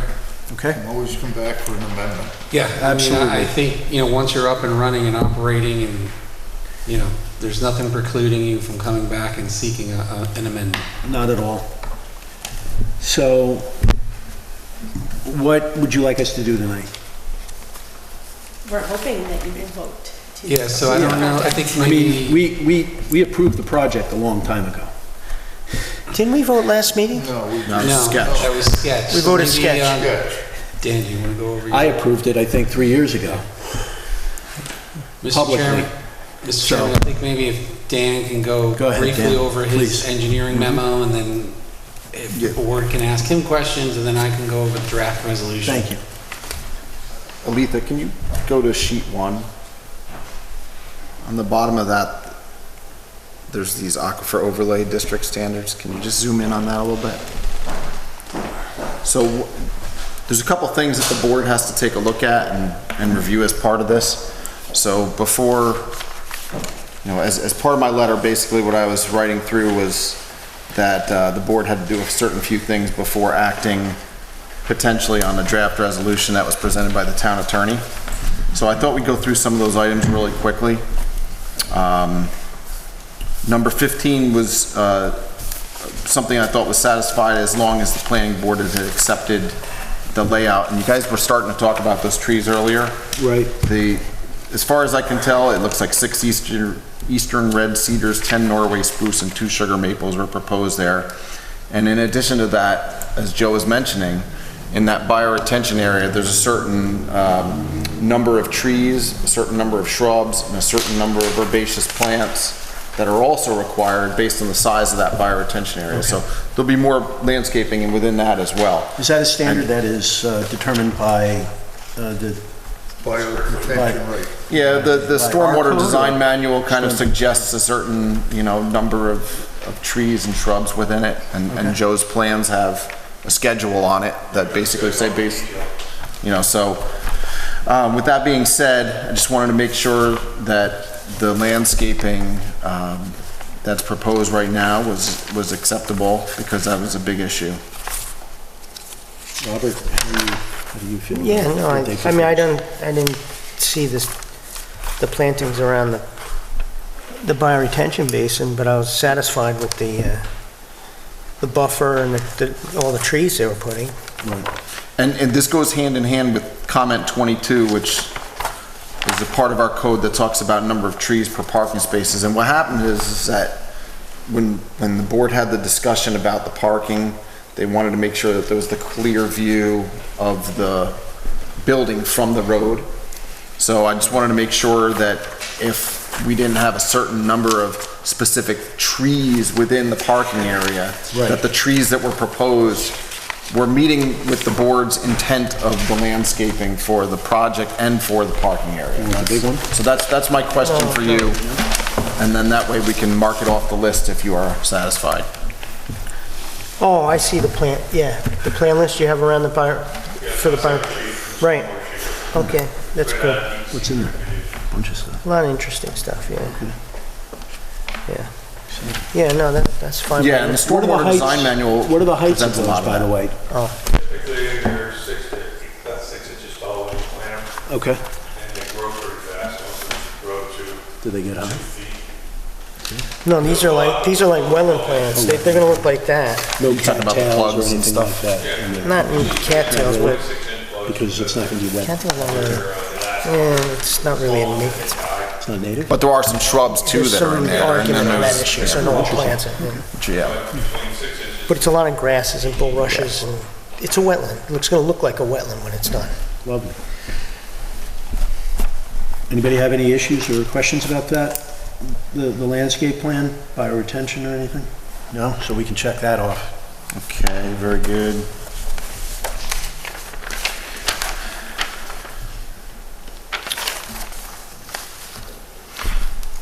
Joe, I only brought up the ADA stuff because it's really, you know what it is? I measured your ramps, everything's gonna work the way you have it. It's very perfect to the T for the maximum. So the only reason I mention it is because we had a site here recently where they had to rip out their parking lot because they didn't put the parking spaces ADA compliant. So maybe just a couple of notes in there, which actually protects the applicant, it protects everybody, because that way the contractor is responsible for meeting those. So I'm used to other towns, I'm not sure how it is Beekman, but they've seen Hyde Park, I have to certify that before the new CF is part of the ASBIL. We're not as specific as that. Those are fine. I'm yeah. just used to the fact I'm always there to make sure it's complied with. And Right. so with the fact that that certification may not be required, I'm adding the notes, I'll approve Yeah, I just think it's a great protection for your client and for you and for everybody, and then that way the board also knows that they did their due diligence in making sure that there's ADA accessible routes. anything to make things clear, I'm in favor of. I'll point out that Fire Advisory Board met on the project on May 11th. They suggested that you get a Knox box from them at some point before, so. Yeah, just, they just prefer to just see a note at this point, but obviously before it gets to a point where it's C of O, yeah. And obviously that's also for your client's protection so that they don't just break down his door to get in. The board, as the architectural review board, you had mentioned already some comments on the architectural elevation that was presented. Right. So I think that there should be an actual. I didn't want to speak for the entire board. Just a vote, a discussion and vote by the board on the architectural as well. No, I was okay with it, the elevation. It's, the extension of the building looks in character to the existing building, and it's appropriately matched in color to the existing building, so it almost looks like it's a...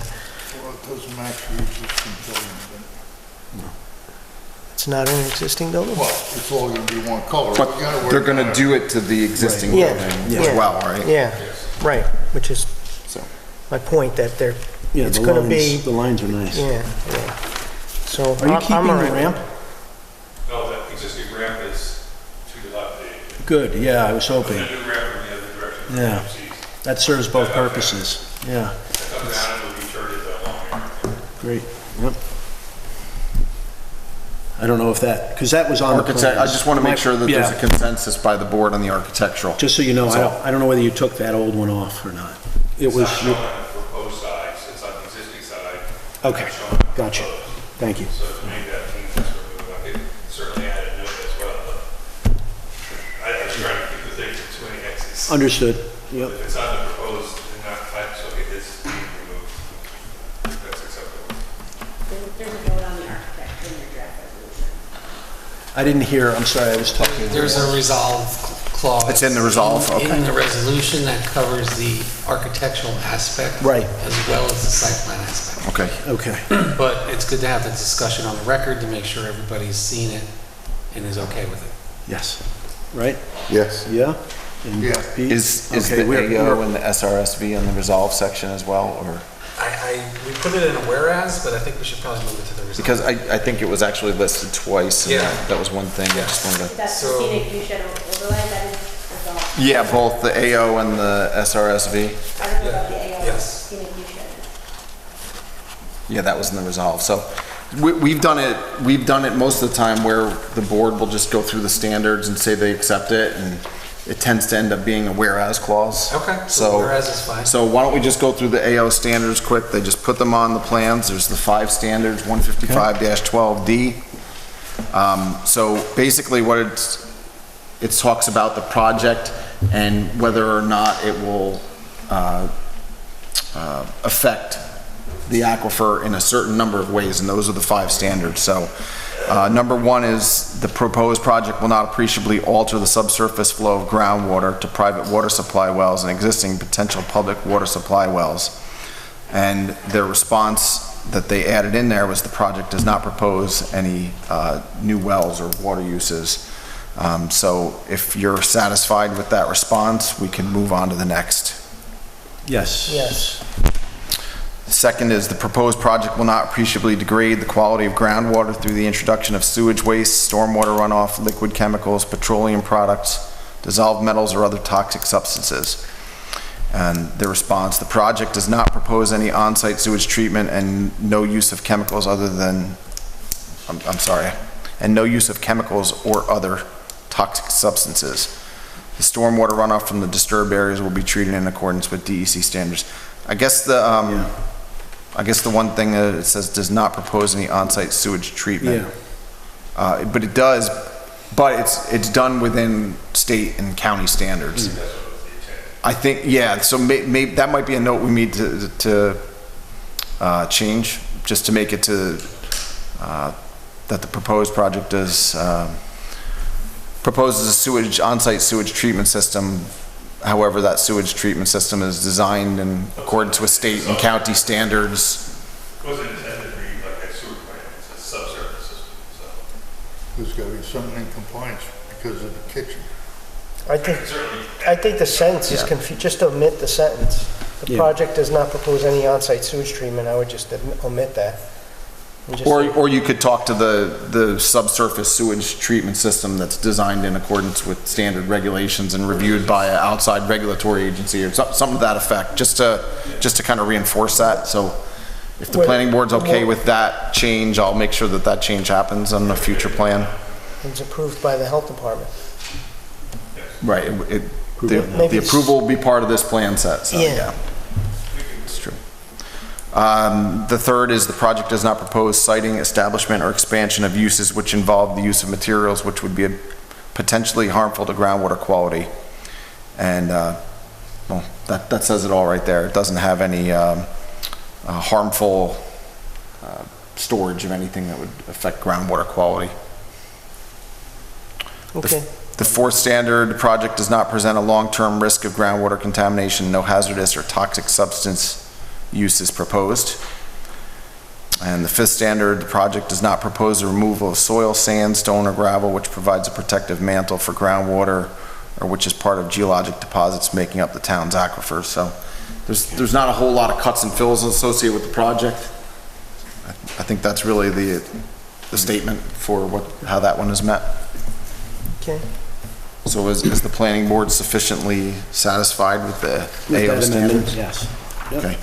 And then the SRSV standards, really, the applicants talked about this, and we've talked about this before already, so I think it's just more important to talk about the buffer and the fact that, that it's an agricultural use as part of that buffer, and the board wanted that buffer to be kind of cleared and maintained open so that you could see the structure from the road.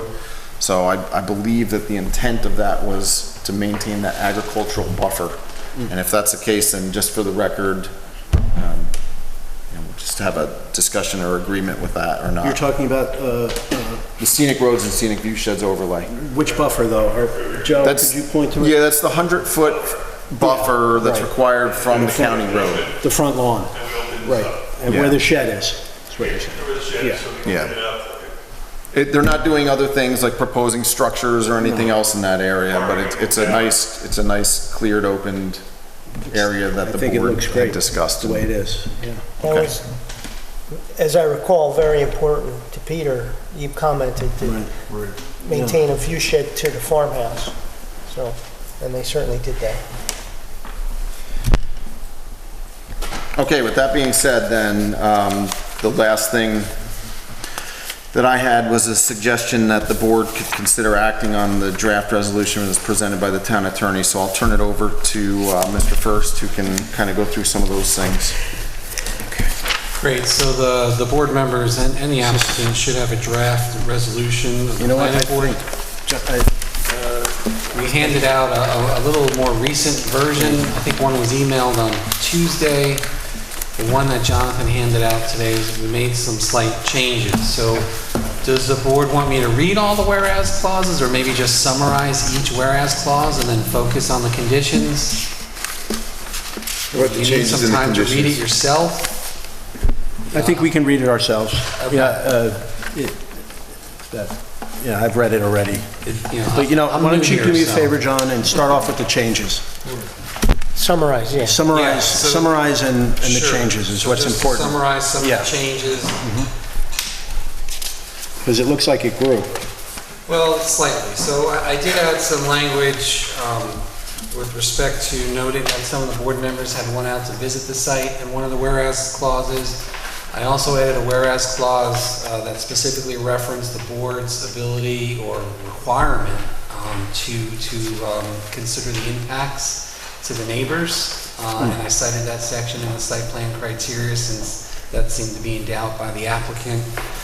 I also added a whereas clause where I cited some language from New York State Ag and Markets, where they talk about farm markets, and they actually recommend, in order to mitigate the noise impacts, to consider limiting the hours of operation. So I added a whereas clause for that as well. As far as the conditions, I did, I added a condition regarding the seating. So the applicant has always been proposing 47 seats inside. Right. So we just want to make sure that, that's the number. Obviously, if he changes the seating, there's a lot of residual impacts to parking, septics, water. Right. So if they want to increase the seating, they should come back because it's going to increase the septics, water. It's going to change the parking. And then as per the plans, all the seating, is proposed to be indoor, and that's what was always proposed. And then another condition that's not on here, the board may want to consider, and I don't know if you guys normally do this, maybe limiting the hours of deliveries and the garbage pickup to certain hours. I don't know if you've normally done that, but that's just something I thought about at the last minute. If that's something you want to consider, That was what primarily we did with Active Dog, right? Right. I don't know, do you have any comments about that, Victoria? I mean, I would want to understand the parameters of what that limitation would be because, commercial garbage pickup usually occurs during certain times, and I would want to make sure that you wouldn't be prohibiting Right. commercial garbage. Yeah, because that Just limit it to the hours of operation? yeah, is that fine? Okay. yeah. All right, I was just throwing it out there. I don't wasn't wanna- sure I don't what you wanna- guys normally do. Yeah. Again, I'm new. Under these circumstances, I don't want to complicate Yep. their business any more than it already is going to be. So that's really the changes from Tuesday in a nutshell, and it sounds like there'll be a potential, an additional condition would be the additional 40 feet of fencing by the turnaround and the drive aisle between the house. I think that was the only additional change That was it. for tonight. Yeah. Yeah. And, believe so. what's in there also is that the hours of operation should appear on the site plan. You Yeah, have that so in the again, resolution. last month you guys discussed 7 a.m. to 7 p.m. That's what I put in the resolution. The applicant had asked for you guys Right. to consider extending that. You guys rightfully, said no. That doesn't preclude the applicant from coming back and, No. and seeking an amendment Right. at some point if they so desire. But for now, 7 to 7. And as I explained, I think the board certainly has the legal authority to do that. I think John's point is that he would like to see that hours of operations on the plan itself. on the site plan itself. Yes, and that's So that that's part of the condition. Okay. So it's listed as 7 to 7, and there's got to be a note on the plans. Because that becomes the primary document used going forward anyway. So, all right. Does the board have any questions or comments? Do they need time to finish reading this? If you need time to read it, it's okay with me. Really, don't feel, because we did just receive this at the beginning of the meeting tonight. The only item that was just brought up, which kind of sparked memory on that, was the deliveries. Didn't one of the neighbors in the public meeting make a big deal about the truck pulling in and times and everything? Just clarity's, for clarity's sake. It's not going to be nighttime deliveries, right? It was an issue, and that is part of the reason why the dumpster location was moved. Right. To So the just other the side. timing of deliveries. During operations, right? You know, Okay, that would be the only thing, just so you know, hold it. and the sound of garbage, right, Okay. right. And the sound of garbage trucks is it's just something we all have to deal with.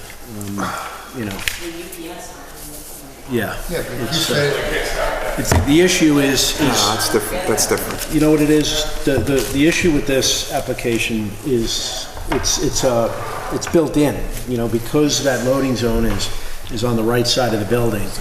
They're gonna have to back up into that hammerhead and do a K-turn and go out. So you're gonna get that sound, but it's just, it has to be a give and take, you know.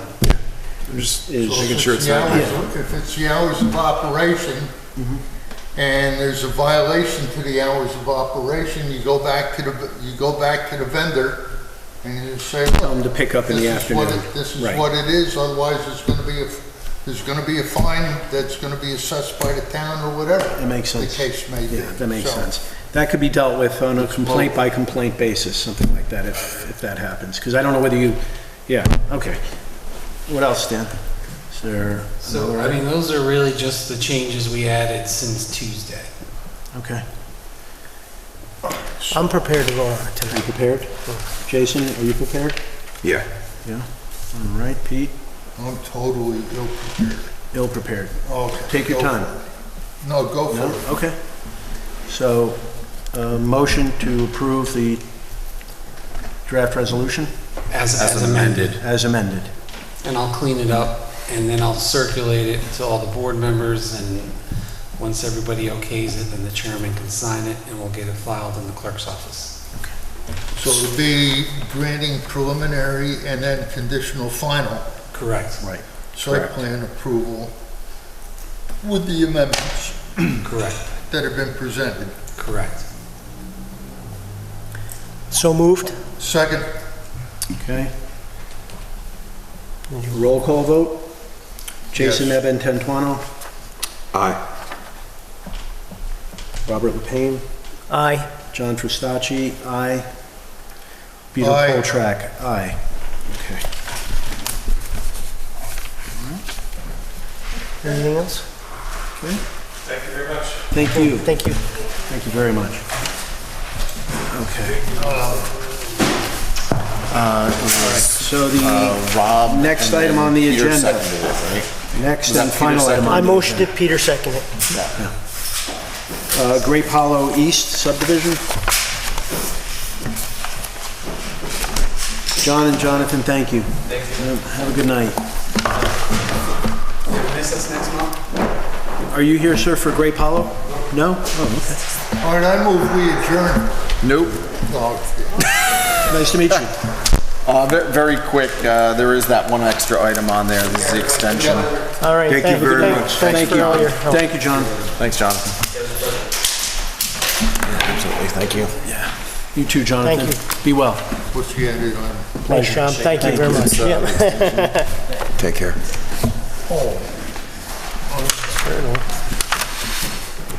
Is what it is. Mr. Chairman, you want to just get that last item up? Okay, so we're just going to do this here amongst us? Yeah, because it's, Okay. you know, I provided a resolution granting one additional 90-day extension of subdivision approval. I think there's been, for some reason, some people don't seem to completely grasp the concept of a conditional approval, which means that the board's approving it, but there's conditions associated with it before the plan is finalized and signed. Right. And I think that they lost track of this a little bit. Okay. Now, they were working with the health department and with the DEP because the septics are up there, it's in the watershed and all that.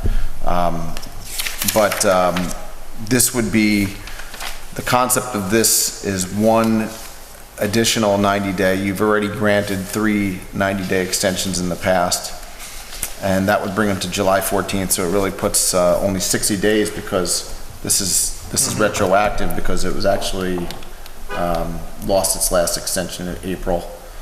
But they didn't realize that. They spoke with me about it, and I kind of tried to explain to them that you have to satisfy the conditions to actually have the approval. Right. So I think they're going to be working on it, but I didn't suggest any more than one additional 90-day at this point, just to kind of also put a little heat on to finish it up, because we just don't need to be continuing to let these things linger. Right. Too hard to keep track of. What were some of the conditions? I could go to them, but it's really health department, disposal, sewage disposal approval and water supply from the health department and DEP, the SWIP, which is important out there because it's the watershed.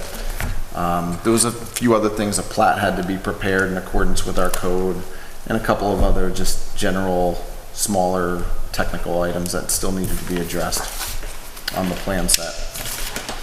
That's my memory. And the other normal things, escrows and fees and whatever. Who was the engineer? Who's the engineer on this? John Kalin's office is taking care of it. I'm just trying to remember the application. It's a 3-lot subdivision off of Grape Hollow Road. Do you remember? Against the slope, right? Yeah. The John Durso is the applicant. Yes, there's slope there, of course. There's an abandoned home or A long time ago, y'all, I would suggest that Cliff, Rob, and Peter will remember this. It was a subdivision of both sides of the road. Yes. And it was the Grand West Hollow subdivision or something, and the name has changed a few times. And then as time went on, they abandoned the west side in lieu of the Ment accessory apartment application, if you remember that one. So then that one, they built a single family home with an accessory apartment on it. And then on the east side, they still were continuing through with the subdivision, which was 3 lots, creation of 3 lots. Right. Have you seen that home? You've been down? It looks large. It's out of sight, but it is large. Yeah, I believe it is. I saw it, yeah. I have no problem with extending this for 90 days as suggested by the engineer. Which will take it through July 14th, 2023. Can we ask the applicant come in if we have to go for another extension? I would think so, yeah. I think that would be appropriate. I told him, based on our conversation, that I would try to foster this through for them. Because I don't want to see them lose the approval, but I think that there was just a little confusion on the satisfaction of those conditions. I mean, no doubt they're going through DEP and that takes forever, but if they're not actively pushing them every single day, they'll never get it done. Right. So. Let's see how they do in these 60 days, was kind of my concept on it, and then if not, hopefully they don't have to come back, but at least if they do, I think it's worth it for them to explain it to you, not me anymore at that point. Yeah, all right. I'll second. Okay, all in favor? Aye. Aye. Aye. All right. Okay. Unanimous. Now move to adjourn. I'll second. All in favor? Aye. Aye. Is the microphone off? We'll let your husband vote. If he says we can end the meeting, we can end the meeting. It is insulting that they diminish